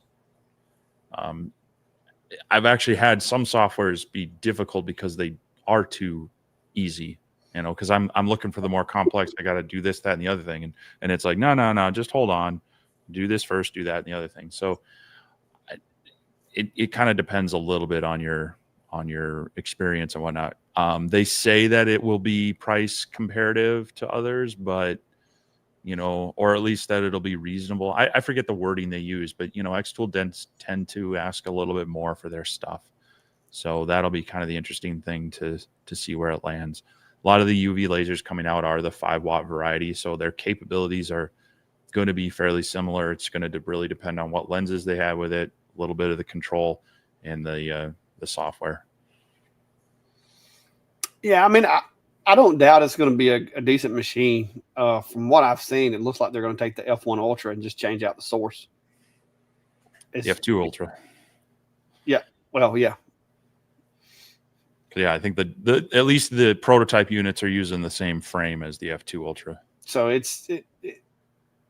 should work. I mean, that's one thing I'll give Xtool. Their stuff usually works. Sometimes, like you said, sometimes they try to make it so simple that it tends to be complicated. Case in point, the P2 with that tumbler thing. But I don't know. We'll see.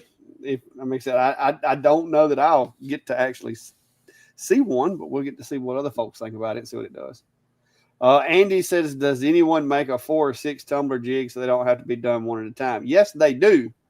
But you will definitely want to get your wallet out and maybe even like fill out a credit application because they're not cheap. I think, who was it? Was it Eon or one of them that come out with that new thing to where I saw it the other day. It's like several tumblers because it uses the X, Y, Z, and A axis, and so that it can address where all the different tumblers are. But yeah, they're out there, but you would really have to be in the tumbler business to want to go buy one. Kind of like that vertical tumbler machine. Yeah, well, more so than that, I think, because the machine, if I'm not mistaken, the machine that I saw this thing in, the machine itself was pricey. Yeah, there it is. Aeon. Well, in reality is if you invest in a good rotary, and that's easy to load and unload without, you know, losing registration and such, your swap time should be fairly minimal. Yeah, see, this is just a roller. It's $1,200. Yeah, and it does 6 of them. But to me, there's just so many. There's so many opportunities, in my opinion, for something to go wrong with that right there.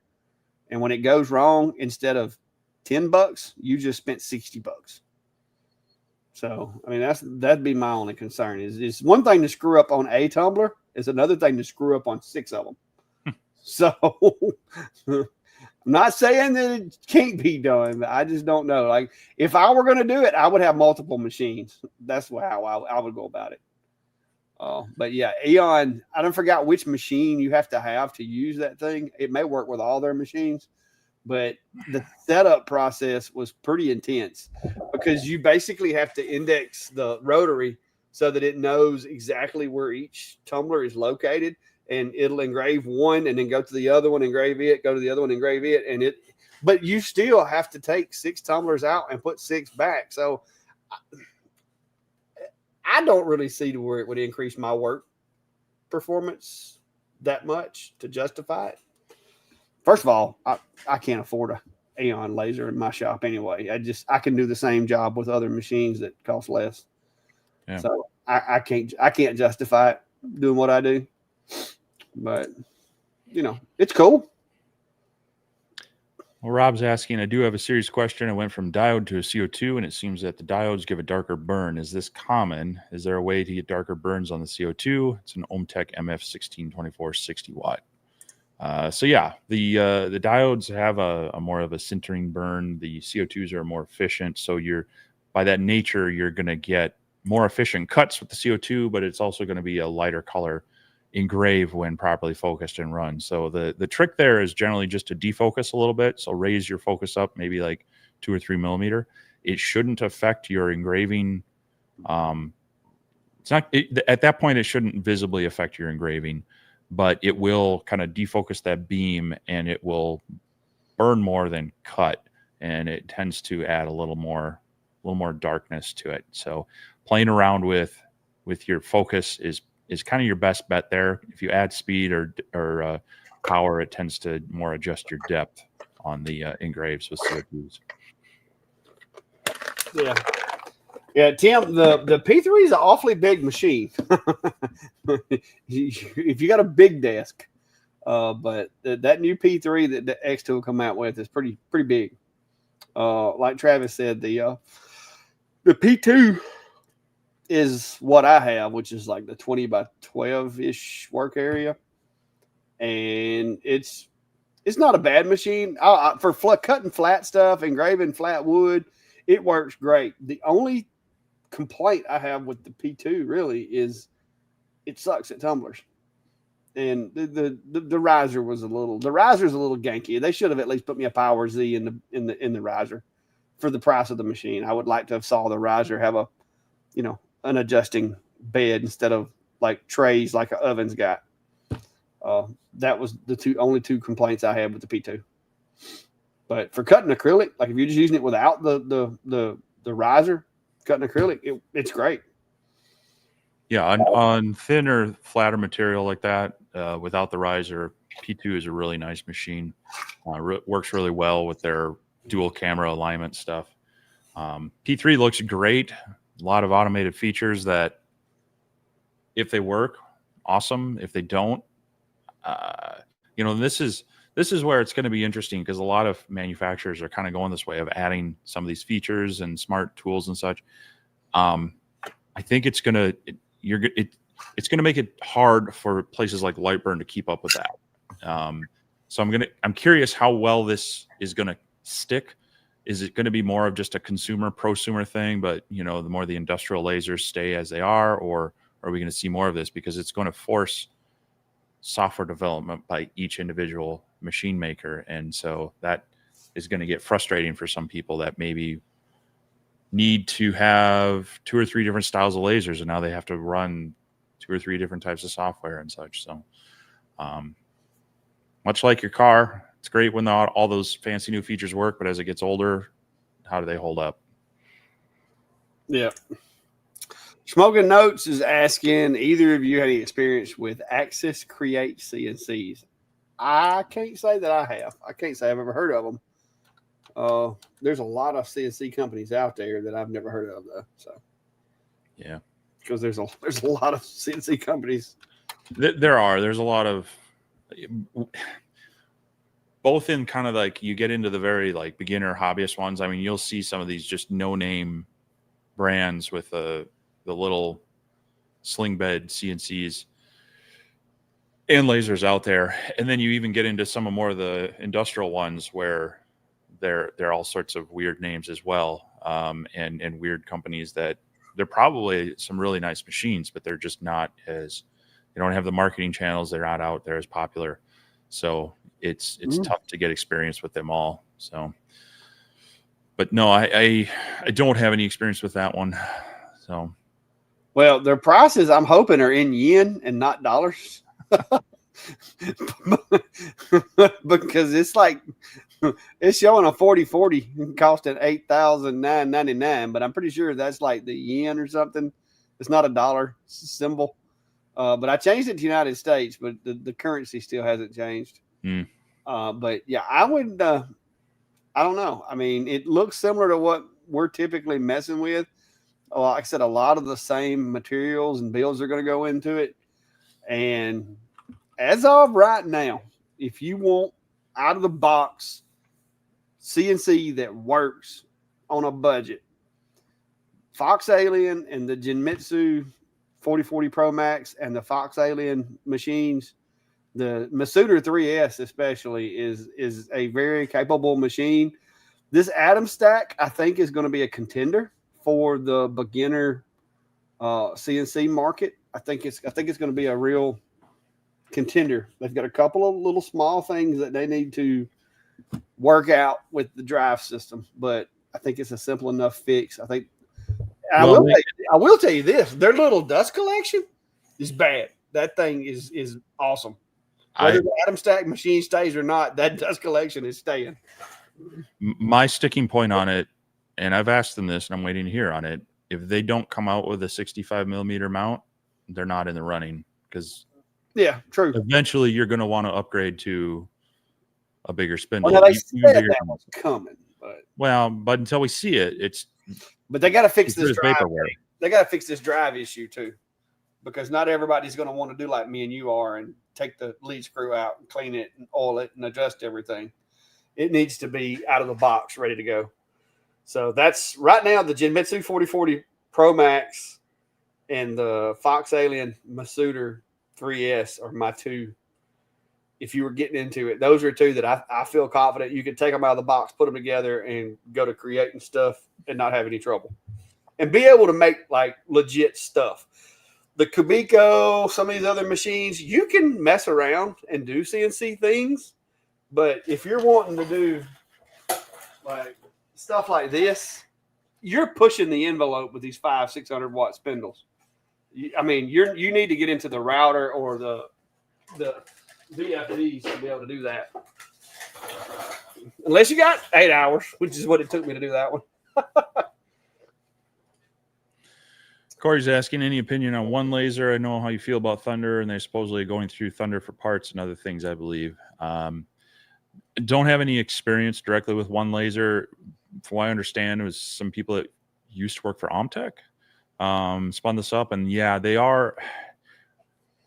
I know they're probably putting their spin on it, but you kind of hit the nail on the head there. You're getting a rebranded Thunder laser for the most part. As far as I understand, I said, I haven't seen them side by side, and it's hard to say that with any certainty without seeing both of them. But it feels like you're paying a little bit more for mostly getting a Thunder laser. Yeah, there's some differences. Like the with the one laser, you have to get the riser, and it's kind of like the X tool riser. It's not like the bolt. The Thunder bolt. Like it's got a addressable Z. Basically, the honeycomb moves up and down, whereas the one laser that looks kind of like a Thunderbolt, you have to buy the base for it. Because I looked at it, I was thinking about getting one of them over a Thunder, and then I got to looking at that base with the riser and everything, and I'm like, I'm going to be in the same boat I was in with the P2 with that riser. So I chose not to go that route. But then again, cutting sheet metal, cutting sheet goods like wood and acrylic, maybe what you want. But you have to get, what do they call it something else. They don't call it a riser. They call it something else. But it's booster. Yeah. And it's got like, it doesn't have a power Z or anything in it. A power lift. Like it has like oven racks. Like where you got like the X-Tool did, because it only has limited movement in the Z-axis on the gantry. But yeah, I had looked at them. I had looked at Omtech, and I had looked at Thunder. Right now, I'm torn between if I ever do upgrade to a different machine, I'm looking at a Thunder or Omtech. So, for like a bigger machine.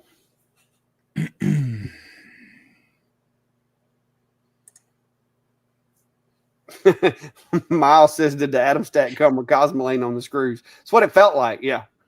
Like it reminded me of a brand new M16A1. Like I think it was even stickier than that. It was bad. like it put so much extra pressure on those lead screws that it was causing some of the friction connection points to slip. And I thought that's all that it was. And then Steve said that he thought there might be some adjustment needed in the anti-backlash nuts. And so when I did my X and my Y and just cleaned them and tightened everything up and everything worked fine. But then the Z, the Z kept messing up. And that's when I decided to try the backlash nut. And sure enough, that was one of my problems. The other problem was the honey that had got poured all over the metal. Yeah, it's just when they start trying to move too fast or have to impart too much force, the stepper starts losing steps and skipping, and it's all in all not good. So just some things that need to be worked out in the kind of the assembly and maybe some of the lubricant that's being used and such. Just if everything's too tight, everything has to be exact. The idea is the backlash nut is it helps put a little bit of pressure on there so that it doesn't have that so much wobble when it changes directions. But if that's too tight, then it's almost causing more binding than it is helping. So yeah, because now you've got 2 points of contact that have added resistance to that sticky stuff. Yeah. Because that backlash nut basically is just sitting there pushing on the threads in the like opposite directions. It's got a spring that does that, and so it's already enhancing a little bit of friction there. And you throw some sticky material on there, it's bad. But now I will say this: you put some LA Awesome on there, it kind of foams up a little bit, and it'll wipe right off. Yep. Travis is saying the Genmitsu Reno CNC works well. I have expanded and modified mine to 6080, added a router, a 3D printer, dust boot, just put a relay switch on it. All cost less than 800. Yeah, the Reno's not bad. The ones that I saw, what was it? The gantry was a little thinner. Like it wasn't quite as rugged as the Max, Pro Max or whatever. They did a lot of work on the gantry on the Pro Max. But yeah, the Genmitsu, I've had good luck with Genmitsu machines so far. As long as you understand that, there's limits to the hardware. There are, but that 3020 Pro Max, I was able to push pretty hard. That thing's built like a tank. The work area is small, but it's out. Small work area, but hard to break. Yeah. Yeah, I think they made that one more towards doing like aluminum machining because it has it's aluminum bed and everything. It's a small part metal machine or like a large PCB machine. You can definitely do some woodworking type things on it, but yeah, it's definitely built stout and rigid for machining small metal parts. Yeah, now that Genmitsu 6050 that me and you had, you put a Makita router on that thing, that's a beast. I tell you what would be cool is to get this Fox Alien 1.5 kW spindle and put it on that 6050. That would be pretty sweet. Because that would be twice as powerful as the router almost. Yep. So Klein's got my 6050 too.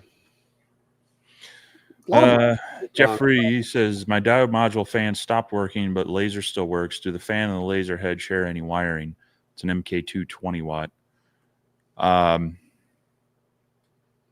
haven't taken that apart, but yeah, I think the power module goes in the laser, and isn't there a breakout board that the fan plugs into? Yeah. Within the module? I think. And then the PMW wire just basically turns it on and off. Yeah. The power's already there, but it would be easy enough to take a volt ohm meter and check the output going to that fan. If it's getting output, my guess is the fan spun out.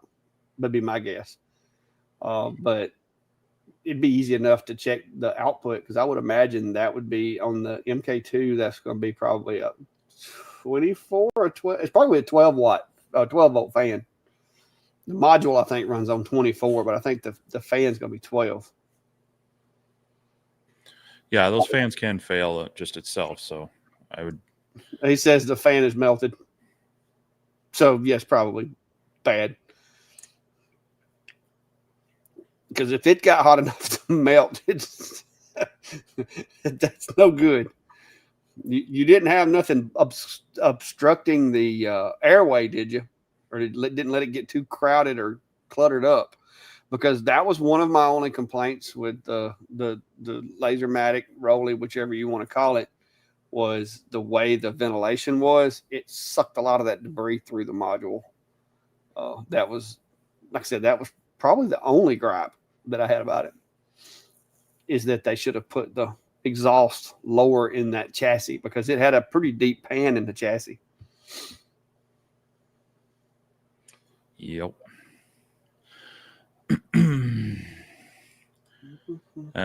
Directed T3CH says software is huge. I'm testing the Tour R2 and the app is rough.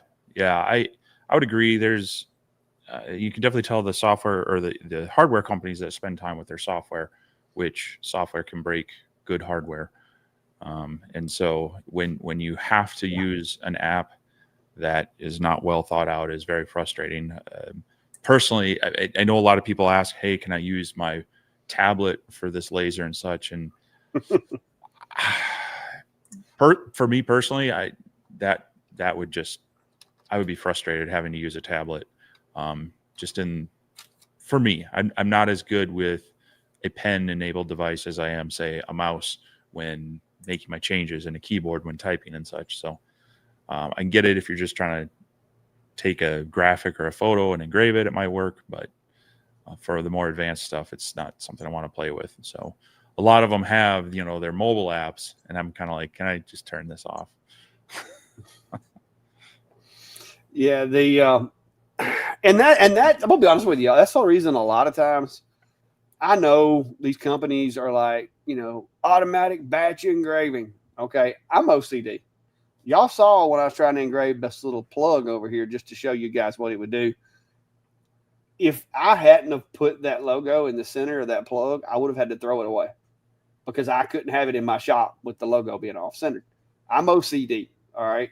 So if you tell me that a machine, I'm going to be able to throw stuff on the bed of it, and it's going to automatically engrave those items. If it's 1 millimeter out of the center of that item, that's not acceptable for me. All you're doing is wasting my blanks.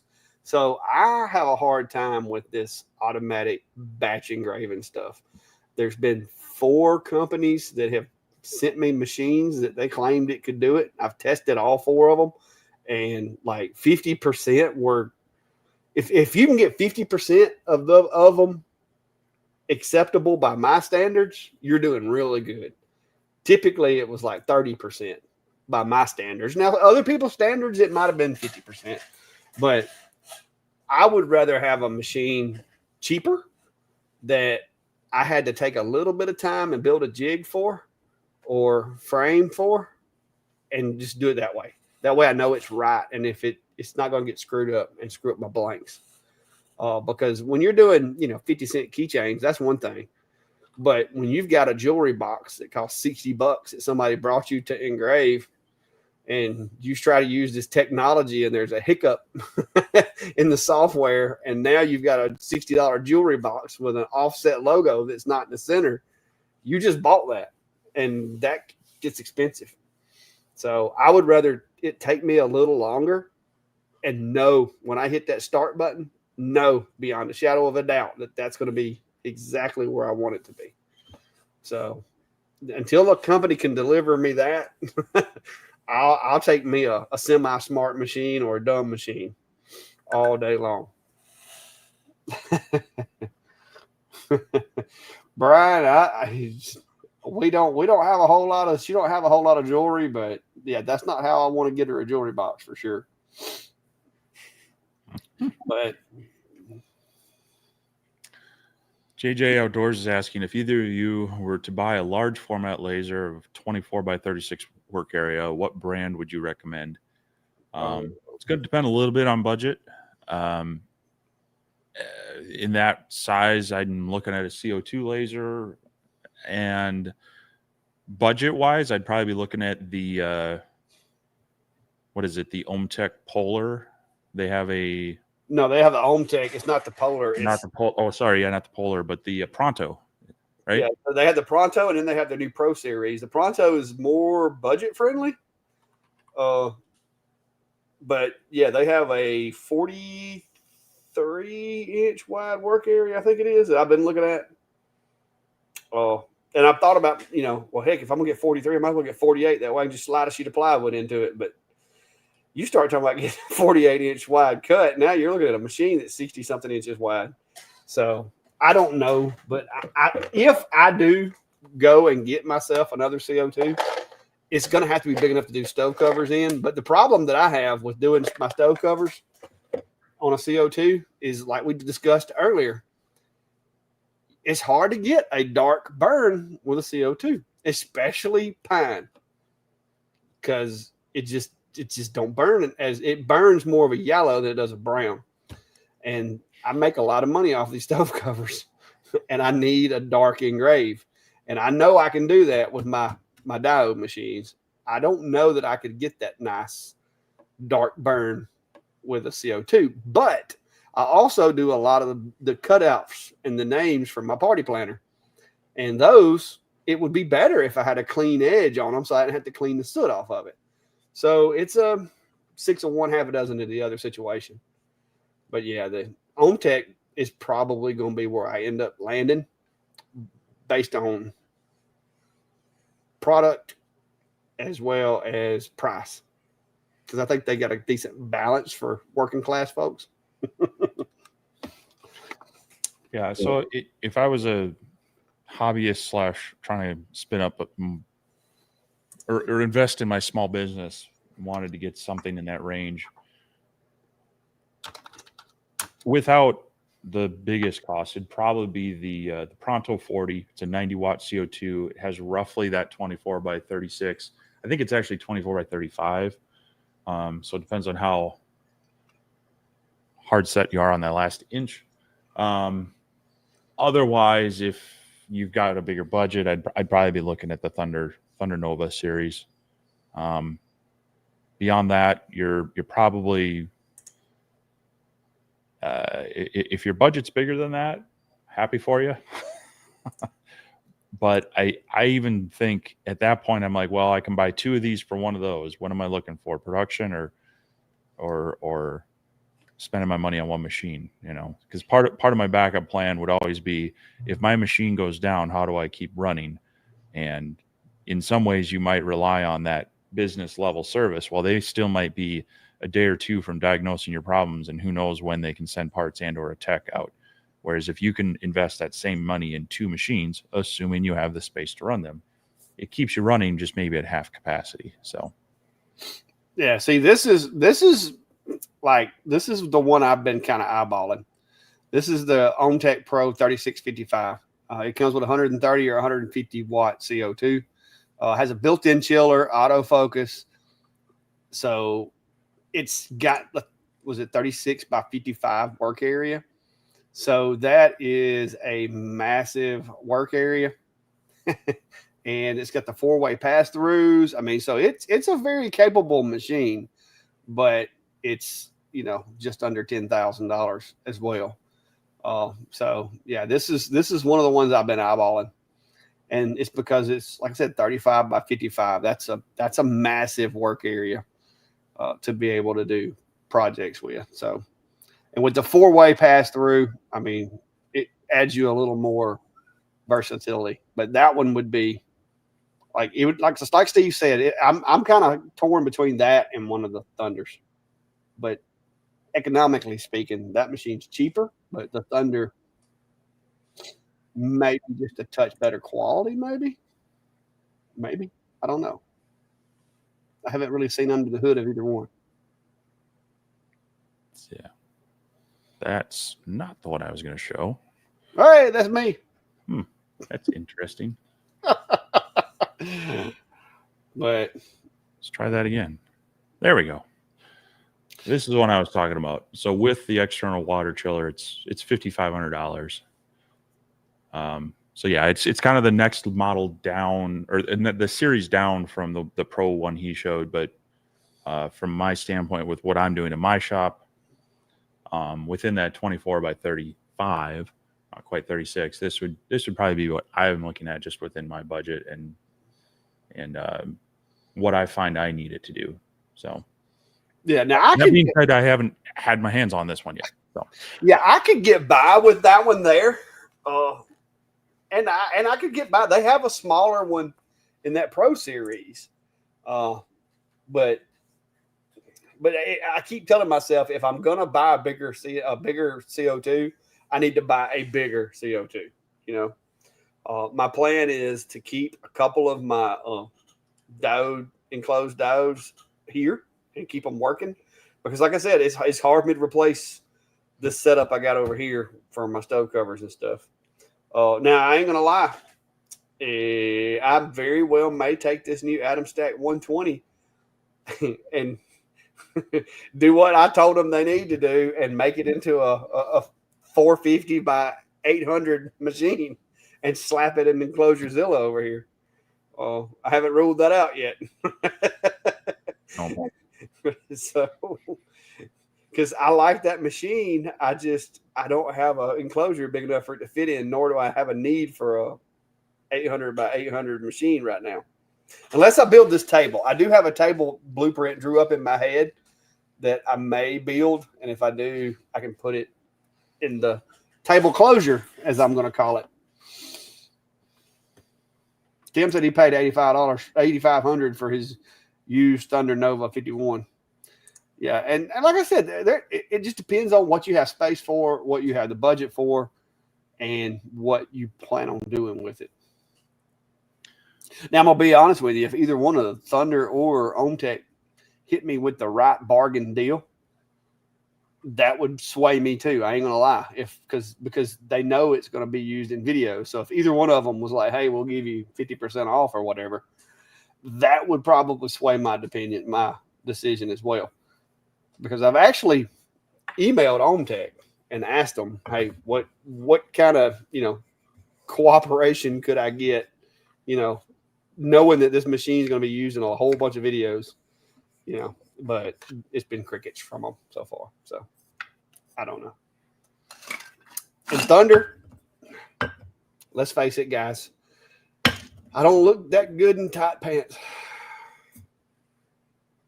Because, I know Brett over at Brett's Laser Garage tried it. I don't think it worked for him.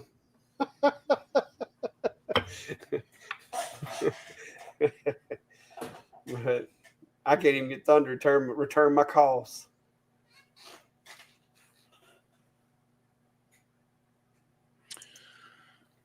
All right, Pop's asking, when you do your giveaways, how do you get your machines? Are they donated to you, or do you have to fund them yourselves? I don't buy them typically. These are machines that we do reviews on and use for a while. I may use them in the shop for a little while and then knock the dust off of them and pass them off to somebody else.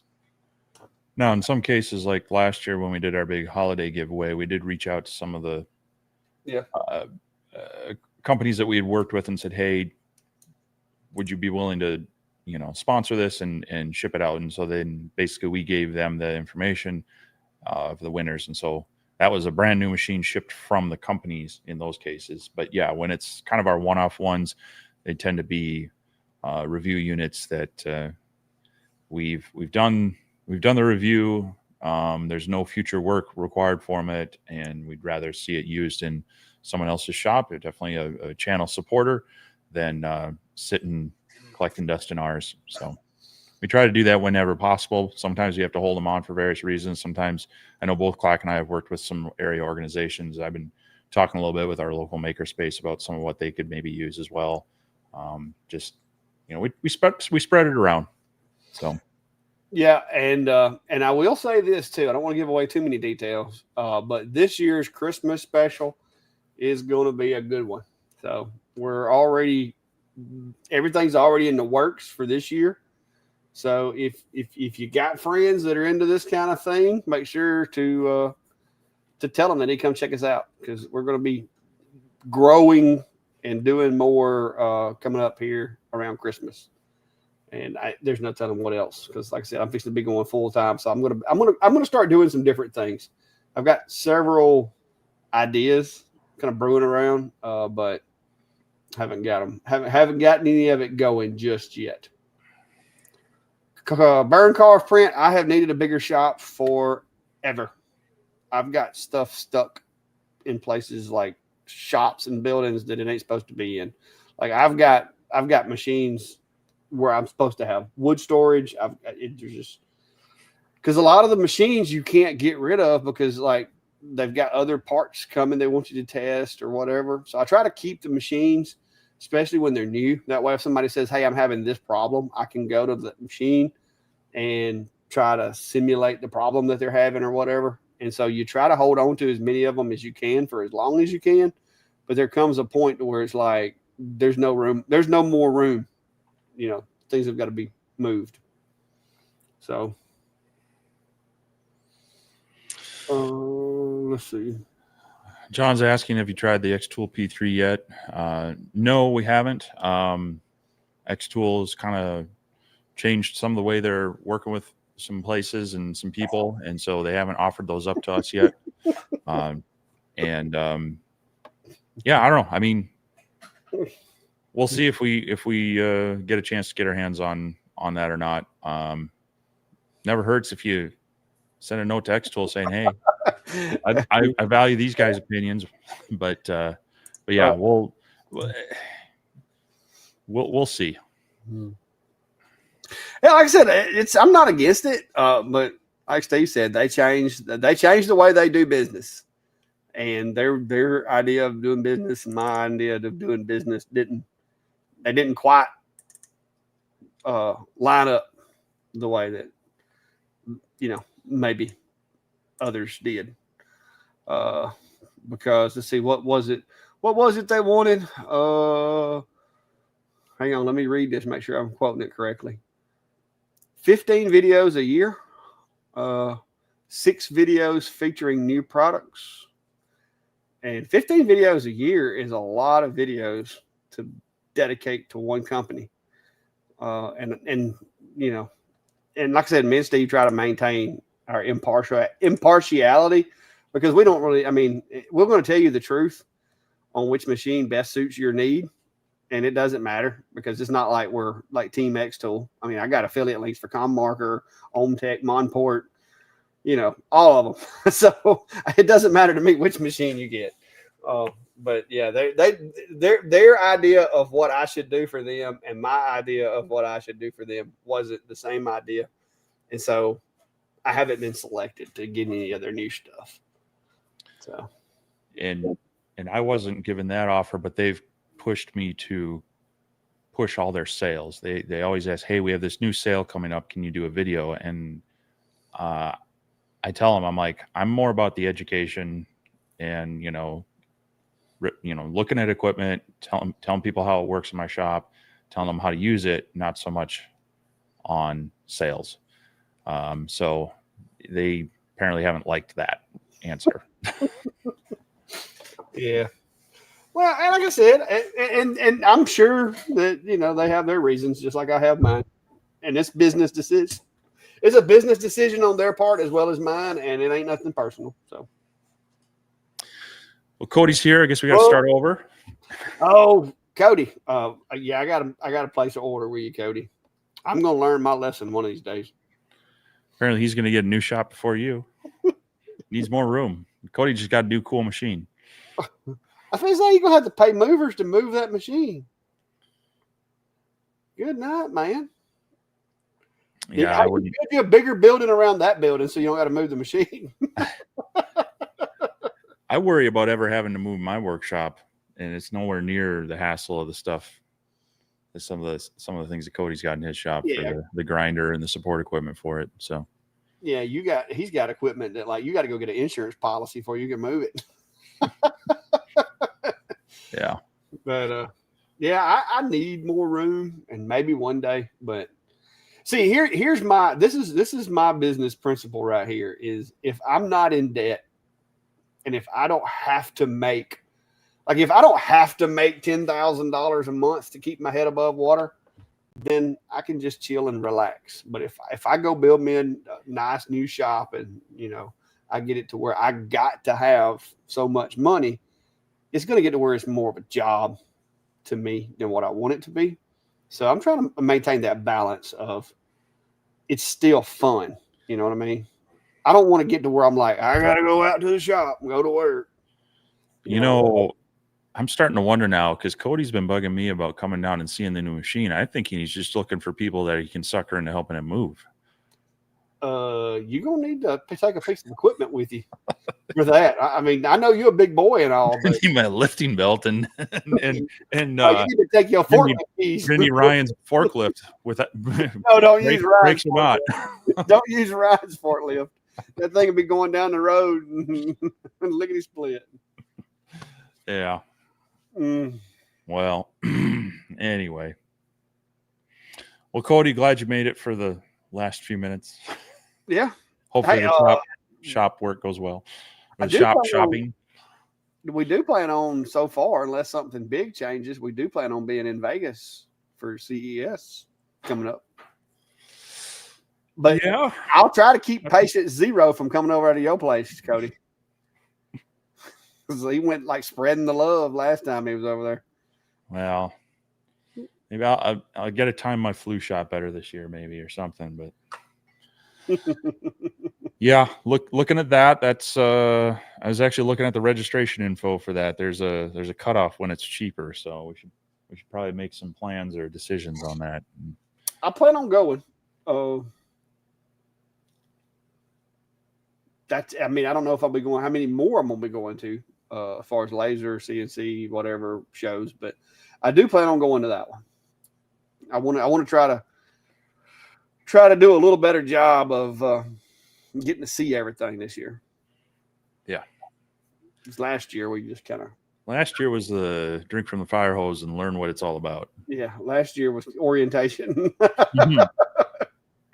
So, but yeah, there's other things to keep an eye out next year. The next level laser conference, which is towards the end of August, they're doing the next level maker conference. So that's something to keep the eye on. Of course, for me, unfortunately, that always lands right around semester startup. So it's bad enough that CES is at semester startup for spring, but that one's always easier. Most of the faculty and staff and a lot of the students are just returning. They're not fresh off of a summer vacation. So, but yeah, definitely some things coming up over the next few months to keep an eye on. Yeah.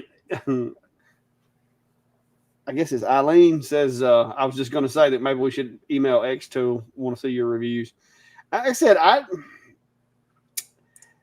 we had a really good working relationship with them for the longest. My guy that I dealt with never told me what to say or never wanted to see the videos ahead of time. Like, I mean, it was perfect the way that I would want to get it done. And then about the time they changed and went to this new contract system, I told him, I was like, look, dude, we've worked together for a long time. I just don't feel like I want to be obligated to this standard. I mean, that's a lot. That's 15 videos for X-Tool a year. I mean, I might as well change my channel to the X-Tool Shack, I mean, because that's a lot of videos in a year. And he's like, I understand, blah, blah, blah. Well, then the next thing I know, he didn't work there no more. So it was crickets forever. Yeah. I didn't hear from anybody. I finally had to reach out and like, hey, is anybody home? Hello? And come find out my guy didn't work there no more. And I didn't nobody, I guess I didn't get handed off or whatever.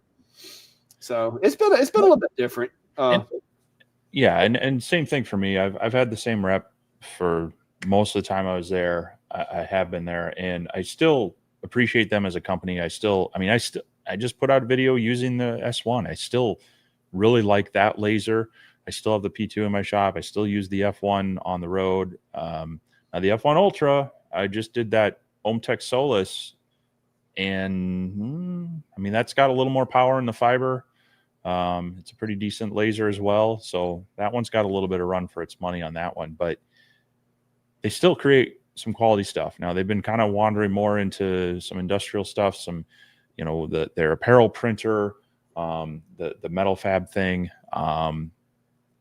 And so they've kind of gotten away from the entry level diode laser market. So we'll see if they come back with a revision to the S1. I would love to continue to work with them on things, but definitely not in any sort of exclusive manner, and much more in a educational manner of sense. So yeah, that's just kind of where I'm at. Yeah, the from the F1 Ultra back, I like them. Like the F2 Ultra, it's getting you know, it's still not a bad machine, but like that big P3, that thing, I mean, to me, that's you got just about have a business, or either you're really serious at your hobby to justify that. That's a big machine. Well, it's kind of getting into like we were just talking about the Ohmtech and the Thunder Power or Thunder Laser machines. You're getting a little more serious at that point. Or you got just a lot of fun money and more power to you. You're serious about your hobby. I know people that are serious about their hobby, you know, that will do it. But you know, and I guess if I could pick one hobby and stick with it, maybe I could do that. But I can't. I got too many hobbies. But anyway, whew. But yeah, I'm gonna be hopefully moving on to doing some stove covers this week. But I will say this: if you have a small CNC like this one or something similar to it, or one of the Genmitsus, out of this whole CNC kit that Atomstack has sent me, the part that I like the most is that dang dust collection. That little thing is highly portable, simple, but very effective. I'm impressed with that little thing. Like I have been running the stew out of it, and it has done me a good job. Now I did have to make a base for it because they screwed up on that and didn't make a base.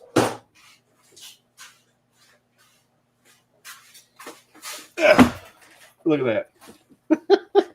I did have to make a base because they had it in like 2 parts. But look how much dust is in that. That thing's been running that 8-hour engrave, and I didn't have to do hardly any cleanup. But yeah, this is like they did good on this.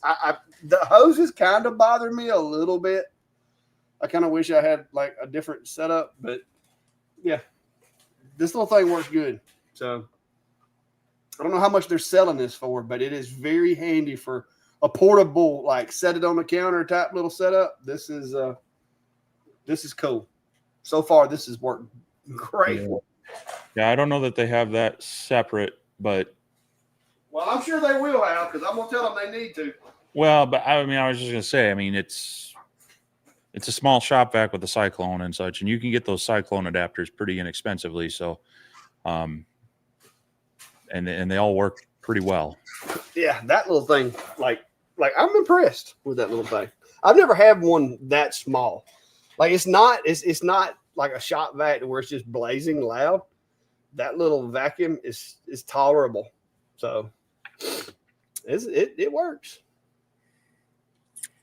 Yeah, well, I mean, I got mine. Where's the Atomstack?